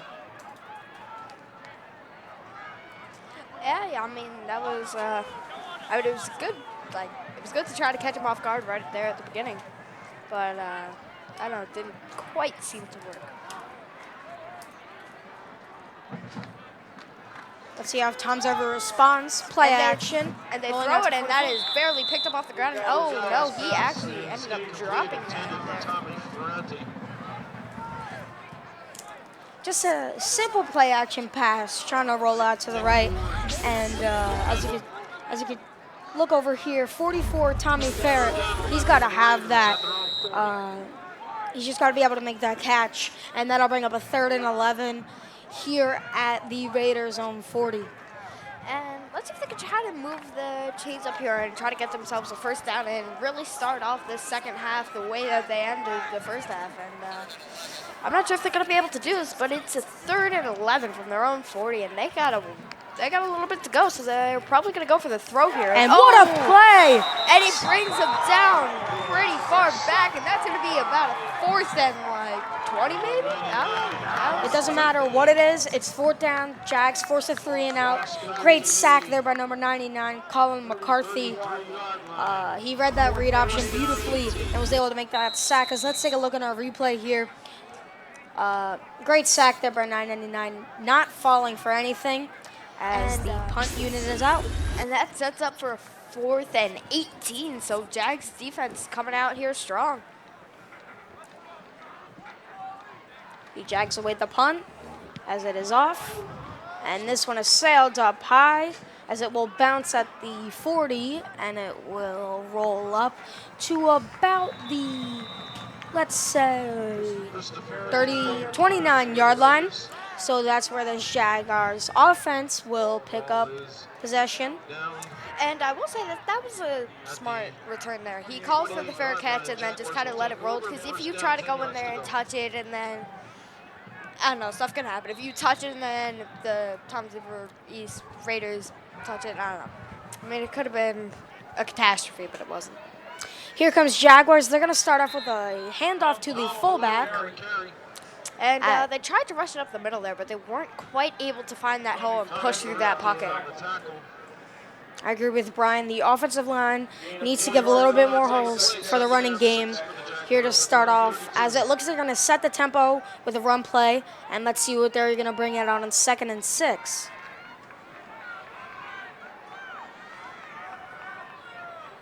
Tomlinwich under center. Once again, it's a give back to the fullback. That has number 44, Tom Pallone, the senior. And that time he was able to find a hold there as he just continued on going through there and was able to get themselves a 1st down. So, I mean, that was a pretty good play there and pretty standard play just to try to get them that 1st down and try to keep this drive alive. Jaguars coming out with a little bit of a different approach here, giving it to their fullback on the first 2 plays. Let's see if they'll continue with that. Here they're going to go with the counter play out to Leo Shemanevich. And I mean, I could see what they were trying to do. I could see what they were trying to do there, but I mean, it wasn't quite successful. And it seems like number 15 there, I'm not sure whether he was fixing his sock or he was injured, but the way that he's walking now, I believe that he was just fixing his sock. Here on 2nd and 5, Jaguars looking to continue their drive, starting off with 3 consecutive run plays. Let's see, they might roll out with a play action here, try to get the Raiders off guard. I wouldn't be surprised they're stacking the defensive line. Instead, they're going to give it back to the fullback as the pile will keep moving. And he will be brought down. On the carry was Tom Pallone, once again, the fullback. And I mean, they've set themselves up in a tough situation here, and I'm not sure what they're going to try to do here. I mean, the pass is risky because you only need 3 yards, but I don't know, they're probably expecting a run here. Exactly at midfield here are the Jaguars, needing 3 as Brian mentioned. Coming out in their standard I formation, they're going to give it to the fullback, and from the looks up here, he did not get it. Let's see where they will mark it. And it is 4th down. It'll be a 4th and 3. And let's see if the Jags will elect to punt it away or if their offense will stay in the field. Actually, it has now changed to a 4th and 1, so I think they're going to stay on the field here and try to go for it and try to get this very long 1 yard. They are going to. As you can see, A.J. Tomlinwich running back into the huddle. 1 yard to get. Let's see if the Jags can get it.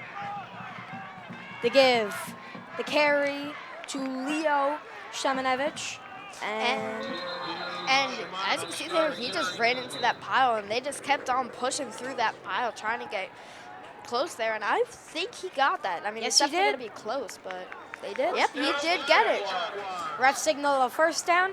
That is a Jaguars 1st down, and that will keep the drive moving.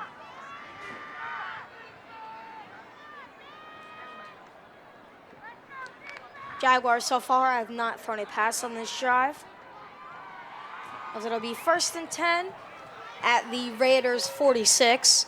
Here's another counter play to Leo Shemanevich, getting to the outside, bringing a tackle, and is brought down by 2 Raiders players. Yeah, and as you can see there, he tried to break out to the outside, and he was able to break 1 tackle, but eventually the entire defense, as you can see here, the entire defense kind of groups up towards him, and he's not necessarily able to find a gap there for him to run through. I mean, he's a fast guy, but not a lot of people could make it through that hole. It looked like when he tried to make that juke or jump cut back to the left, it looked like he slipped a little bit. Yeah, and I mean, it is a little bit colder, and it might be a little bit damp of a night here, so. Let's see what the Jags will do on 2nd and 8. As here's their first pass of the drive. Play action out to number 44, the fullback, Tom Pallone, as that is great. A great play.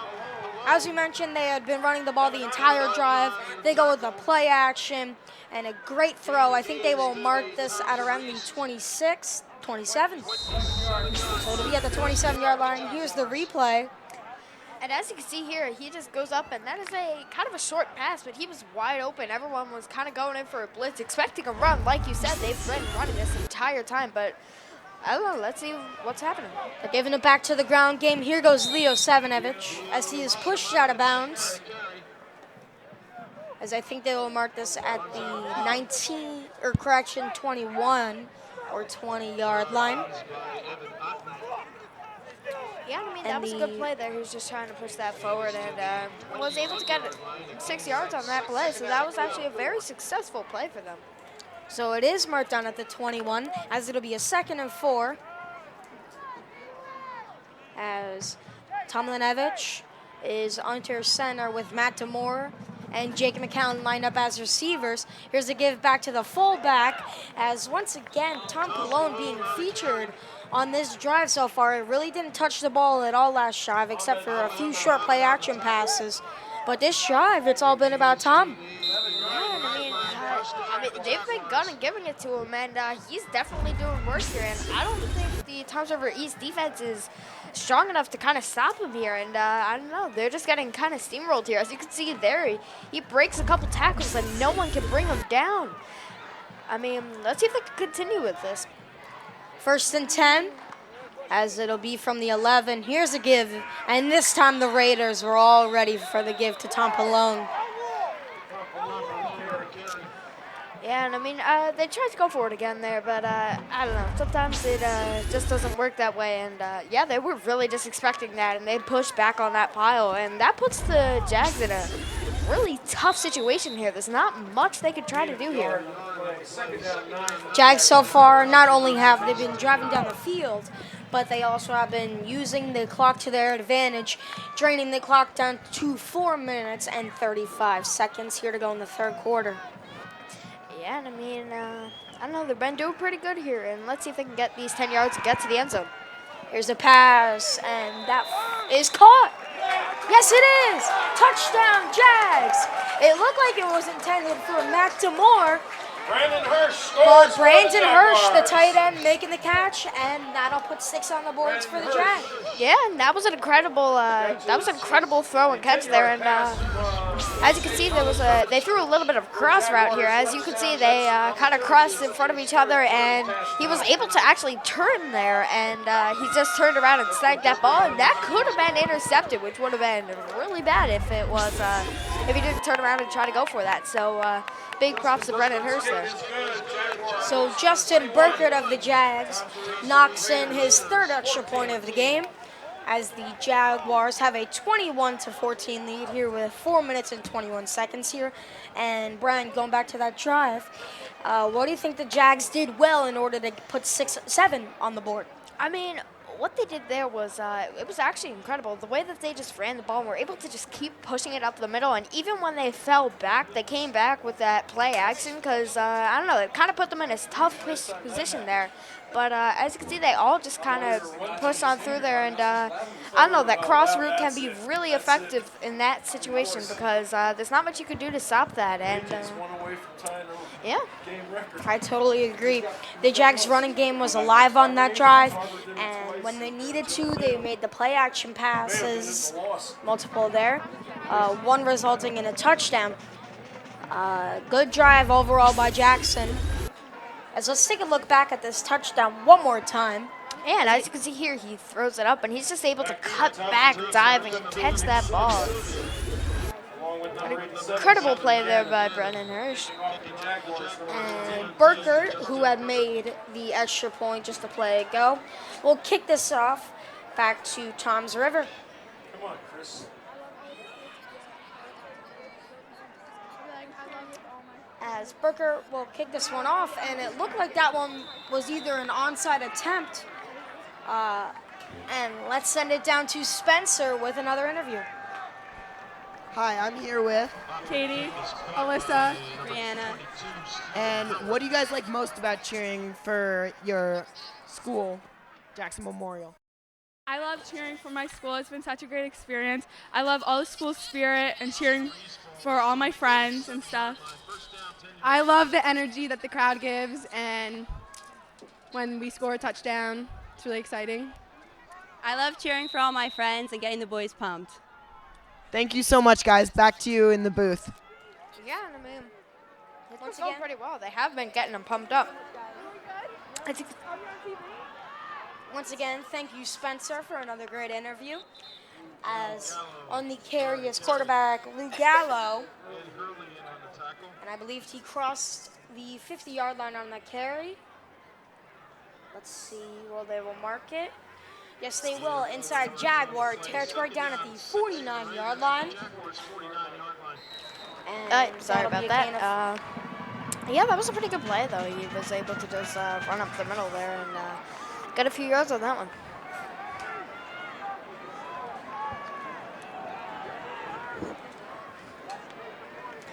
As they snap it back and they hand it off there, and let's see what they can do with this as they try to keep on pushing it forward, and they are able to get a couple yards at the best there, but oh, whoa, and there seems to be a little bit of trouble up there. A little bit of pushing and shoving after the whistle.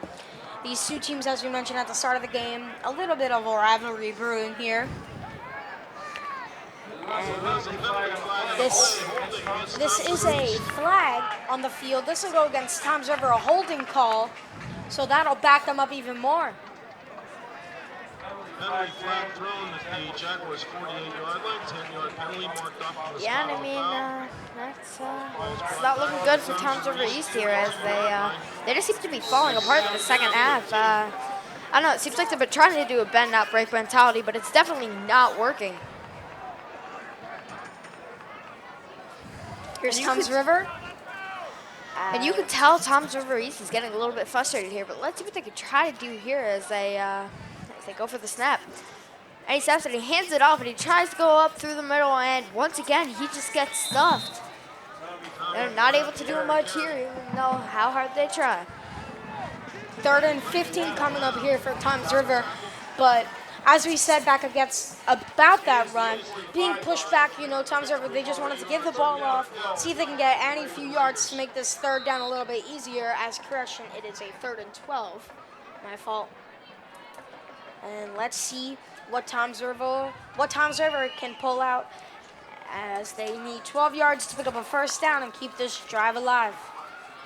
Yeah, and let's see if they can try to do this right now. And as you can see there, he's number 23 keeps it, and let's see as he seems to try to go for a run there, but they just wrap him up, and I think the ball might have come out there, and not quite sure what happened as he got wrapped up in that tackle. Sorry to interrupt, Brian. There's some flags on the play, and once again, Lou Gallo just trying to do whatever he can to keep this Jaguars offense going. As this will be a unsportsmanlike conduct here on Toms River. As we mentioned, after the whistle, a little bit of pushing and shoving resulted in a 15-yard penalty as the ball will be pushed back. Yeah, that, wow, that sets up about a 4th and 22, I believe. So, that is definitely not good for them right now, and I don't know, they're really, that is a 4th and 29, sorry, and yeah, they're gonna be lucky if this punt gets 29 yards here, so I don't know, the Jags definitely trying to keep this energy alive. The band taking a little bit of a break right now, but I know they still got their support on their side as they seem to be cheering themselves here and trying to get it. And I don't know. Let's see if this crowd can hype it up and get these Jags going and see if they can try to make an excellent return here and try to score. Awaiting the punt is the senior Matt Demore. Demore's had a great game so far today with 2 touchdown receptions. As the punt is away, as Demore will let it fall, and it is touchdown, and I would believe to be the 46-yard line. So the Jaguars get great starting field position. And Brian, what did you like about that Jaguars defense on that drive? I mean, that Jaguars defense definitely was able to hold them back there, and they weren't able to do much there. And I mean, whatever they tried doing, Jags seemed to have an answer for this. And in this second half, or at least this third quarter, it seems to be coming up all Jags. And with 1 minute and 55 seconds left, and I don't know, I think this has been a pretty good play here. And So now I'd like to let's go and, as we see a run there by the Jags, a short gain, and let's go send it down to an interview.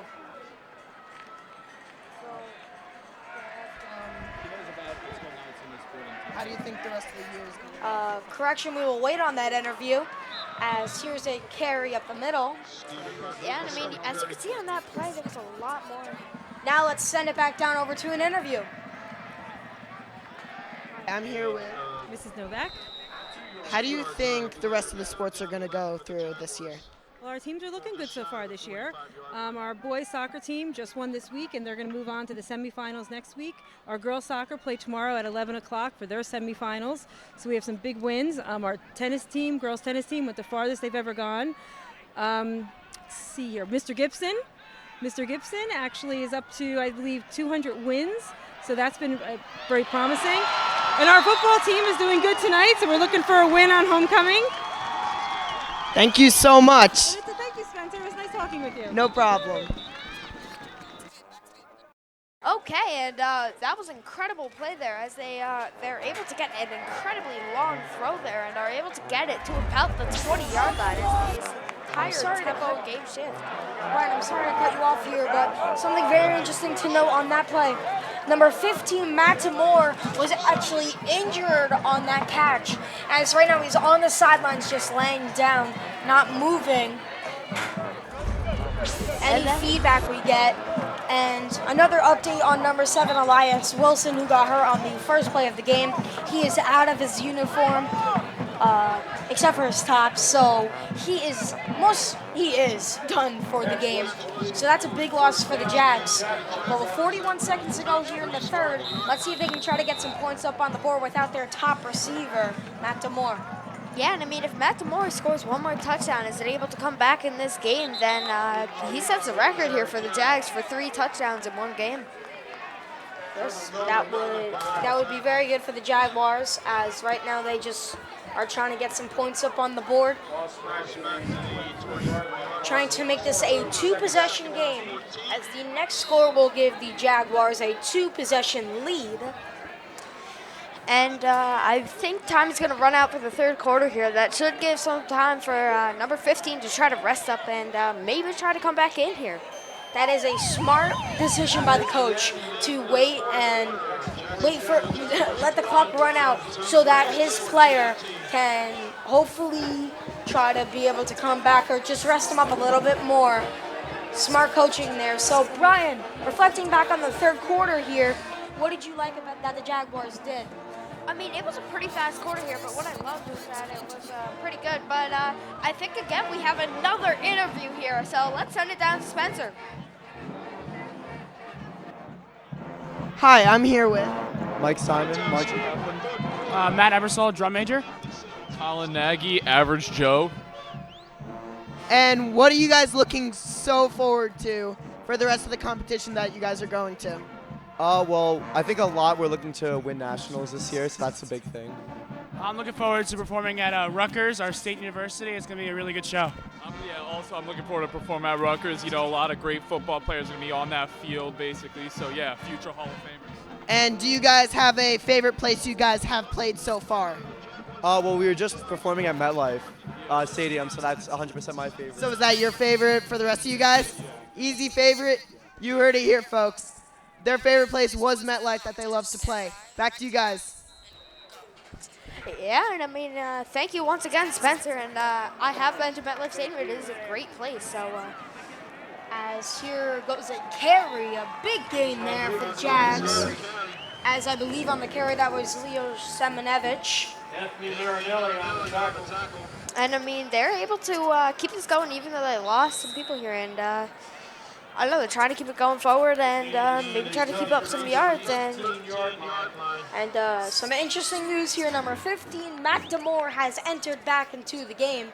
So the injury might have just been a leg cramp. But nonetheless, Matt Demore is back in the game, and that's a big addition here for the Jags. As here's a carry to the fullback, number 44, Tom Pallone, as he will push the pile. Getting some extra yards, using his strength.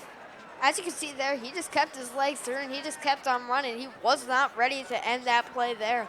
So he just kept on going. Very good by him, just keeping himself going. And no matter how many times he gets hit, he seems to continue to get back up and be all right. And back to 2 plays ago, that was not Leo Semenevich on the carry correction. It was Stefan Rodriguez. As here's a give to Pallone once again. And let's see, they will mark him short. And I mean, they're close to the goal line here, so they're probably just gonna try to keep running it up the middle, or if they may even try to go for a play action or read option here, as it is 2nd and 1, so they're 1 yard away. So it's very likely that they're gonna score here, and almost positive that they are going to get some sort of points on the board here, which would make this a 2-possession game. If I'm the Jags coach right now, I might want to run a play action here. But instead, they're just going to give it to the fullback, Tom Pallone, and he's into the end zone. Touchdown, Jaguars. They put another 6 on the board as the Jaguars stretch out their lead, 27-14. And I mean, as you can see there, he just kind of pushes through the pile, and like everyone expected, he just kept on going and he kept his legs turning and was able to get that. And let's see if they can get the extra point here to get a 2-touchdown lead here and have 14 points in the lead, and that is good. So they have a lead of 14 here in their homecoming game with 10 minutes left in this game. I don't know, Sean, how do you think it's been going so far? Is this the game that you hope for? Well, honestly, I have to say yes. The Jaguars are playing really good. They put 28 up on the board, starting down 7-0, making a little bit of a comeback. And really, the Jaguars, offense and defensively, have just been playing good. And if there's anything that you have to say for Tom Zivver, you got to hope that you can put together a drive here, score a touchdown, rely on your defense to get a stop, and come back out and score again. Yeah, and it's not going to be easy here for the Tom Zivver, but I mean, we've seen it. They've been able to turn the tides within just 1 kickoff. So let's hope that the Jags don't get a big head here and try something too crazy here, because I don't know, it is very easy to blow this lead. Number 15, Nick Sylvia, and number 87, Matthew Gannon. As the kickoff kicking off for the Jaguars. is kicked down to number 14, and he Sean is Hersey. brought down at about the 29, and he's just wrapped up there. And let's see if we can try to go for it up here. And I'm not even, I don't know what they're going to be able to do here. And there's going to be definitely a lot of defense on that line here, trying to stop the run, which has been killing the Jags here. But they do have to make sure to protect against a pass, because play actions can be deadly for them in this situation. Yeah, like you said, they've been running the ball most of the time, and if they're going to want to have a chance to win, they're going to have to start throwing the ball deep. Maybe not even deep, they're just going to have to start airing the ball out. They really have not been doing that all game. As, let's see here, first play of this drive is a carry to number 44. That would be Tommy Ferranti. And like I said, they definitely had a lot of players up on that line, and they tried to stop him there, but he was able to still find a hole and just continue on going through that.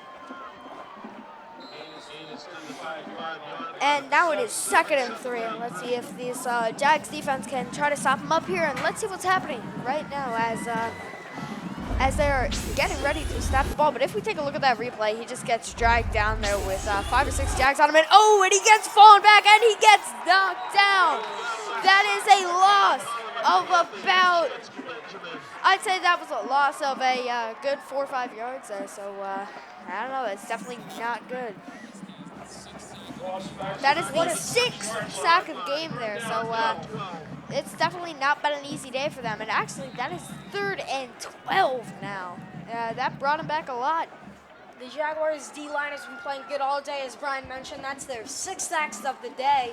And, you know, sometimes you just got to think Luke Gallo might be trying to do a little bit too much for the Raiders. And as you can see here, he goes around to the outside, and he's looking for somewhere to throw it, but he can't find anybody, and he just throws a shot deep, and that is intercepted! As you can see, as number 5 is trying to run back, and he breaks the tackle, and he gets brought down at about the 30-yard line. That is incredible. Now they set themselves up with a big position to score again here, which would make it 35-14. On the interception, there is number 5, John Gigna. As we will take a look at our instant replay, you can see Gallo rolling out. He's going to throw it deep, and a great play here by John Gigna to jump in front of the pass, as he almost had a chance to return it, but it was wrapped up. Man, that was an incredible play there, and I mean, Tom Reese just has no solution to what's been happening. Let's see here what the Jags are going to do. They're going to give it out to Leo Shevanevich as Leo cutting across outside the numbers. Down, pushed out at around the 7-yard line. And it looked like... And I mean, that looked pretty good there. As I think if he could have continued on running and just turned on the jets and just kept on going, I think he might have been able to get that touchdown here. But I don't know, part of me feels like he's trying to give this record to his teammate here, and he might try to go for a throw here, try to get that out to number 15 so he can get that record. I'm not sure, but it doesn't seem like a smart decision, but I don't know, I feel like it's something that the Jags coaching staff would do. I just really quick before this play is snapped, I want to, Leo Shevanevich and Seven Rodriguez have been a great 1-2 running combo. One of them will go in on one drive, the other will come in on the other drive. As once again they will give it back to Leo Shevanevich, as I believe that is a gain of 1. Yeah, this has been going pretty good here, and no gain on the play there, but a 2nd down and 9 yards to the goal, and I don't know, they're close if they can get it. This would give them a major lead here, and that would definitely set them up for success here in this game. Leo will stay in the game here with Tom Plonin at fullback. They're going to run a play action as the pass is out to Tom Pallone, but he can't hold on. He's not able to make that catch, and if he would have caught that, I think he could have brought that back into the end zone. Yeah, I mean, he just wasn't able to pull that in, and I don't know what's happening here, but even if they don't score, they should be able to get a field goal here, because this is about the distance of an extra point kick, which he's been nailing all day, so either way, it's still going to be a 3-possession game here. So that's what they could try to do here. And it's 3rd and 9. Let's see if they go for the pass or the run here. They go for the run, and Shevanevich is able to just sneak that in. That is a great play there by the Jaguars. They faked the give to Tom Pallone here, as you will see on the replay. The replay, they faked the give to him. The defense bites it, and they give it over to Shevanevich, who just has a clear lane to stroll into the end zone, as the Jaguars now lead 34-14. And let's see if Burker can knock this extra point in. As he will, and the Jaguars take a 35-14 lead here early on. Yeah, and I mean, that was an incredible play there, and now the Jaguars with the lead here, and well, I mean, they had the lead, but I know it is 35-14. This is it's going to be very hard for Toms River East Raiders to come back with. Yeah, I don't know if it's even possible for them to come back. I mean, anything's possible, and I've seen a lot, but I don't know. This seems with this Jaguar defense and the crowd going wild, I'm not sure if it can be done. Back in for Toms River East, number 15, Nick Sylvia. And for the Jaguars, this is a great homecoming for them, as they have a 35-14 lead with 7 minutes and 39 seconds left to go. You never know, the Raiders could make a comeback, but as of right now, it's looking like a pretty good day here for the Jaguars in their last home regular season game. Yeah, and as you can see there, they're trying to go out for this, but I don't know, it's not looking good here. And how do they go for the return there, and he doesn't get very far. And, ooh, number 15 seems to have had that leg cramp in the middle of the field again. But he seems okay. He seems like, oh no, but yeah, I don't know, he seems okay. And the Jag Band is back up on their feet. With some music and the crowd into it, getting everyone hyped up.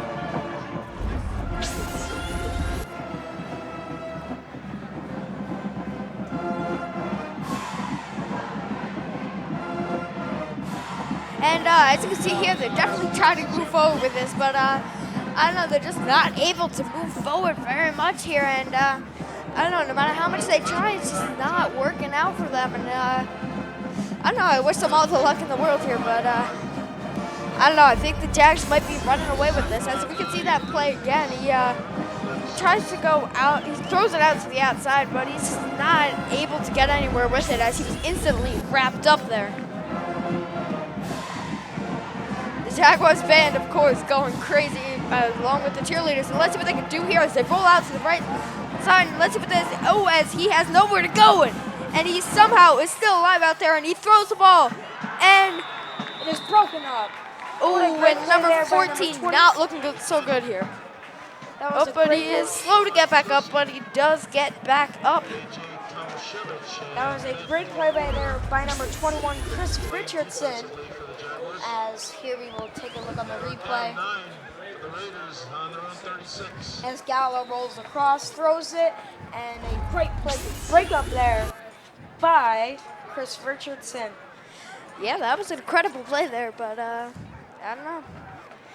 I mean, it was almost there. The Jags just had it was 3-1, so they weren't sure. So let's see what Toms River can do here. As here's going to be a penalty here on Toms River.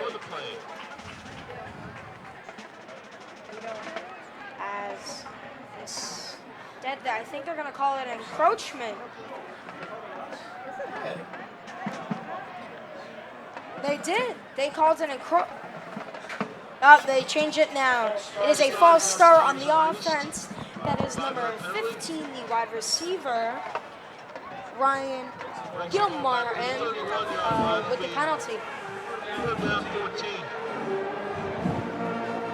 Yeah, and I mean, it's been a pretty good game so far, and I don't know. I think the Jags are kind of running away with this, and let's see what they can do here as they, as he drops back, and they're just going for throws here, and let's see what they can do as the pocket collapses around him, and he goes for a run, but he just gets launched out. So I don't know. He may have gained a couple of yards there, but it's definitely not enough for a first down, and I think at this point, even though it is like about 4th and 10, I think they're still going to be forced to go for it here. As you can see there, he tries to go around to the outside, but there's just simply not enough room for him to go around. And it seems to be that the punting unit is coming on here for Toms River. So let's go swing it down to an interview. Hi, I'm here with.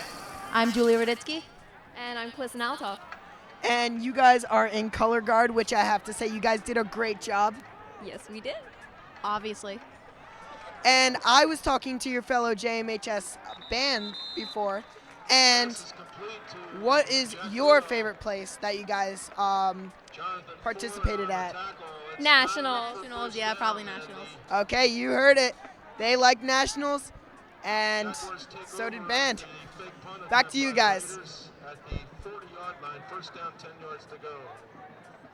So, not much is happening here, and I don't know, the Jags have the ball again. I think they're just going to run it, try to run out the clock here. I'm not sure if they're going to be able to, but they're definitely going to try. And I don't know, they might even end up scoring here, make this game even, I don't know, increase the lead even more. Tomlinovich under center as he awaits and set as the snap. The give is to Stefan Rodriguez. I mentioned earlier that double-headed running attack. They just keep switching one possession to the next, switching between Leo Semenevich and Stefan Rodriguez. And, I mean, they can't do much here. They're trying, but it's just not working. It's been a good job by the Jaguars offense as we have hit the 5-minute mark left here to go in the fourth quarter as the Jackson Memorial Jaguars lead 35-14 over the Toms River East Raiders. Yeah, that's what they're trying to do here if they go for a run or pass. And they're going to give it to Stefan Rodriguez as he finds a hole and gets to the sidelines, is pushed out of bounds. But nonetheless, great running there by Rodriguez. And let's take a look at that play again. As you can see here, he finds a hole and just goes to the outside and turns on the jets and just keeps on going. I mean, we did get a little bit of an angle block there, but I don't know. I mean, it was a pretty good run, and as you can see, everyone wanted to see that play. You get a little bit of a change of pace here with Rodriguez and Semenevich.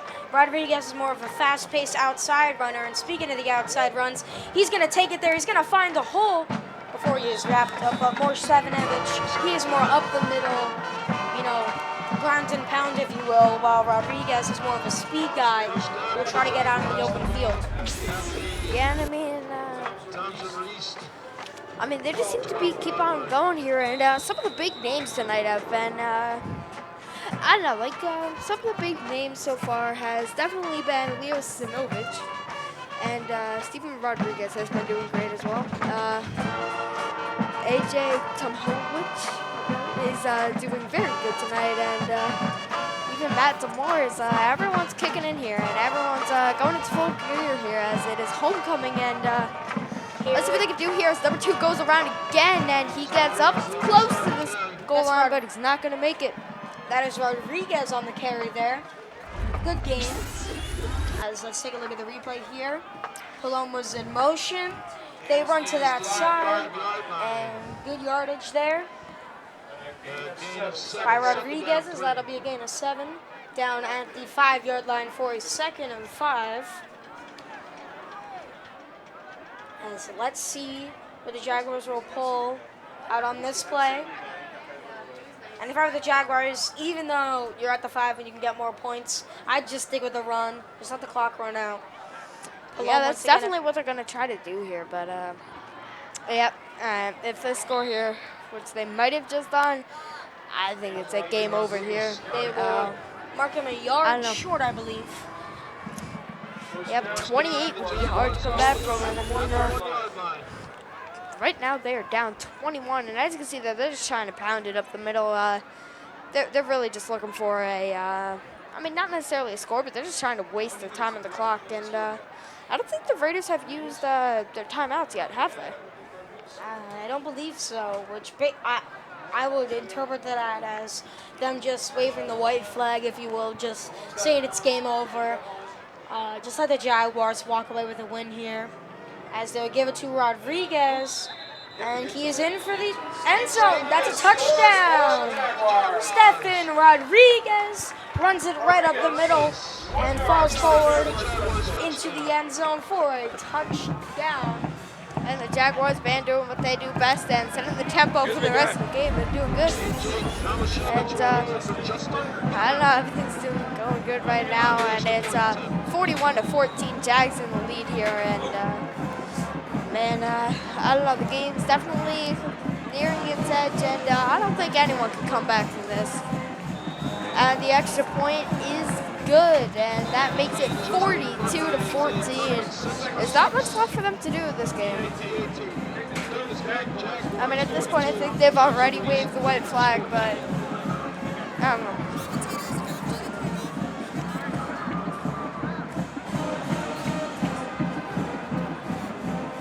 So let's see what will occur on this next kickoff. As the Jaguars lead 42-14, as we had mentioned. 2 minutes and 25 seconds are on the clock. And Brian, this has been a good homecoming here for the Jags. Yeah, it definitely has, and I don't know. They're just trying to, I don't know. They're trying to prove that that they're here for a reason. That they can definitely run away with this season and hopefully get to the playoffs. Yeah, they're really putting on a show for the band, the cheerleaders, Jag Nation. They're really putting on a show for everyone here. As you mentioned, putting up 42 points, 6 touchdowns. It's just been a great night. The defense having 6 sacks. Yeah, and I mean that's pretty impressive. Like, I mean, it's not that the offensive line for the Raiders has been bad. They've just been able to pick holes through it that most teams wouldn't be able to catch. But let's see on the remove here, and and he is able to stay up, and he is now finally he goes brought down. But I'd like to send it over to Mr. Noble. All right, Mr. Noble here. I love to show off cool new technology. We got a cool thing. Everything in the world now is going digital and remote control. So these cool things called PTZ cameras, right? So we got one now on the field right over here. Keep spinning around. I think you're probably on the shot of me looking in this camera. Cool thing about this camera right here, you see this one? All remote controlled. So inside the bus, they can pick whatever camera they want to go to, do whatever they want to do. Ready? I want you to get a shot of the scoreboard camera. Remote control. Do it. Hit it. Hit it. That's that. Back to the game, guys. Yeah, and I mean, we love the integration of new technology, and we'd like to thank Noble for his little geek moment there where he just likes to show off his new toys. Great job by Mr. Noble on that.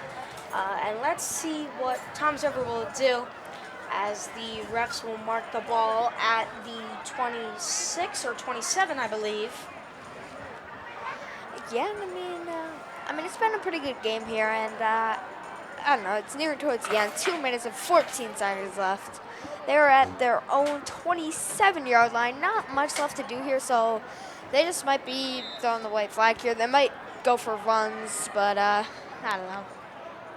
It'll be interesting to see the approach that Tom Zerber has on this drive. If they're going to want to air it out, if they're going to just, as you said, metaphorically, wave the white flag, call it game over, and run out the clock.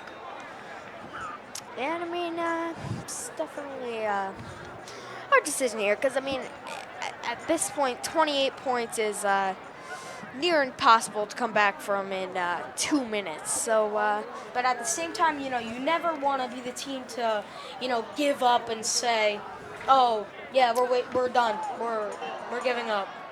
Yeah, and it seems like they are not that team, as they seem to only have wasted 10 seconds on that play, and I don't know, that was a pretty good play for only 10 seconds, and kind of rushing it a little bit.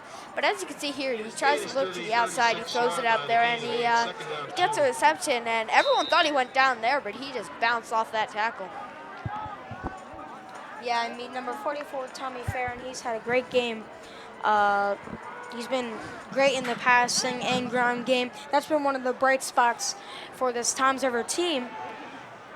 As let's see what Tom Zerber will pull off here. Here's a read option. Good juke move there by the quarterback, Lou Gallo, as he is tackled. And here's another flag on the play. I don't know what side this will be going to, but I believe it is a unnecessary roughness penalty. Yes, it is. It is a unnecessary roughness on the Raiders. So that'll back them up an extra 15 yards. And now might be the point where you wave the white. What am I talking about? Where you wave the white flag and just call it GG, game over. I don't know. I have to agree here. Late in the game, you know, the clock's running down, 1:45. You know, there's nothing really to do at this point. Even if you got a touchdown here, you would have to get an onside kick. You'd have to get another touchdown, another onside kick, and another touchdown. And you might need another one, and after that, all in a span of 125. That's just unrealistic. And I mean, they can try here, but I'm not sure that they're going to be able to do it here. Actually, they did get a good amount of yards there, maybe. Yeah, I don't know, not too much yards there, but I don't know. So the clock is going to run down here, and with a minute and 5 seconds left, it is basically a game over. So this is a great showing out here for the Jags here on Senior Day, on homecoming. And it's just been a great job overall. Here the Jaguars football team putting on a show for their home crowd. Again, the final home game of the season. Let's see. As they try to go around to the outside there, and ooh, wow, there's definitely a lot of aggression there. And so let's send it over now to another interview. Jaguars take over on downs. Hi guys, I'm here with Jess and Emily. And what year did you guys graduate? 2017. Okay, so that wasn't a long time ago, but what does it feel like being back here where you grew up? A lot hasn't changed, really. Yeah, it's pretty much the same. Okay, so everyone has their favorite subject and teacher. What is yours? Mrs. McCann for English. And yours is? Miss Kerrigan for English. Oh, thank you guys so much. Back to you guys. Thank you, Spencer. And let's see, as the Jags are, they're looking like they're just going to take a knee here. And this will probably end the game here. And the Jags band, of course, going out loud and loud and proud here. And who have been some of the key players for the Jags that you've seen? So far to end off the game, you got to go with the doublehead running attack, Leo Savinich and Stefan Rodriguez, along with the quarterback, AJ Temalevich, wide receiver, Matt Amore. The defense bringing up 6 sacks and interception. And really, you can just go through the list and say that everyone has played a crucial role here for this team, as officially the horn will sound, ending the game at 42-14. Jaguars come out with the win here, and I mean, it's been a really good game, and it was down to the wire, and I enjoyed it all the way through, and it's been great commentating with you, Sean. Thank you, Brian. Once again, thank you to the JTV crew down there. A great performance here today. Yeah, and I mean, it might not seem like it, but this is actually Sean's first time ever commentating a football game, so it's been pretty good. It's been a pleasure, and I hope to do it again if they make it to the playoffs. I hope the same thing as well. Hopefully, we will be back here in the near future for a playoff game. So, signing off, I'm Sean Fountain. And I'm Brian Margano, and make sure to tune in for our next event, and make sure to subscribe to our YouTube channel so you get notified every single time that we go live or we post a video. You'll see everything on there, from concerts to sporting events. And with that, I'd like to say have a wonderful day and see you next time.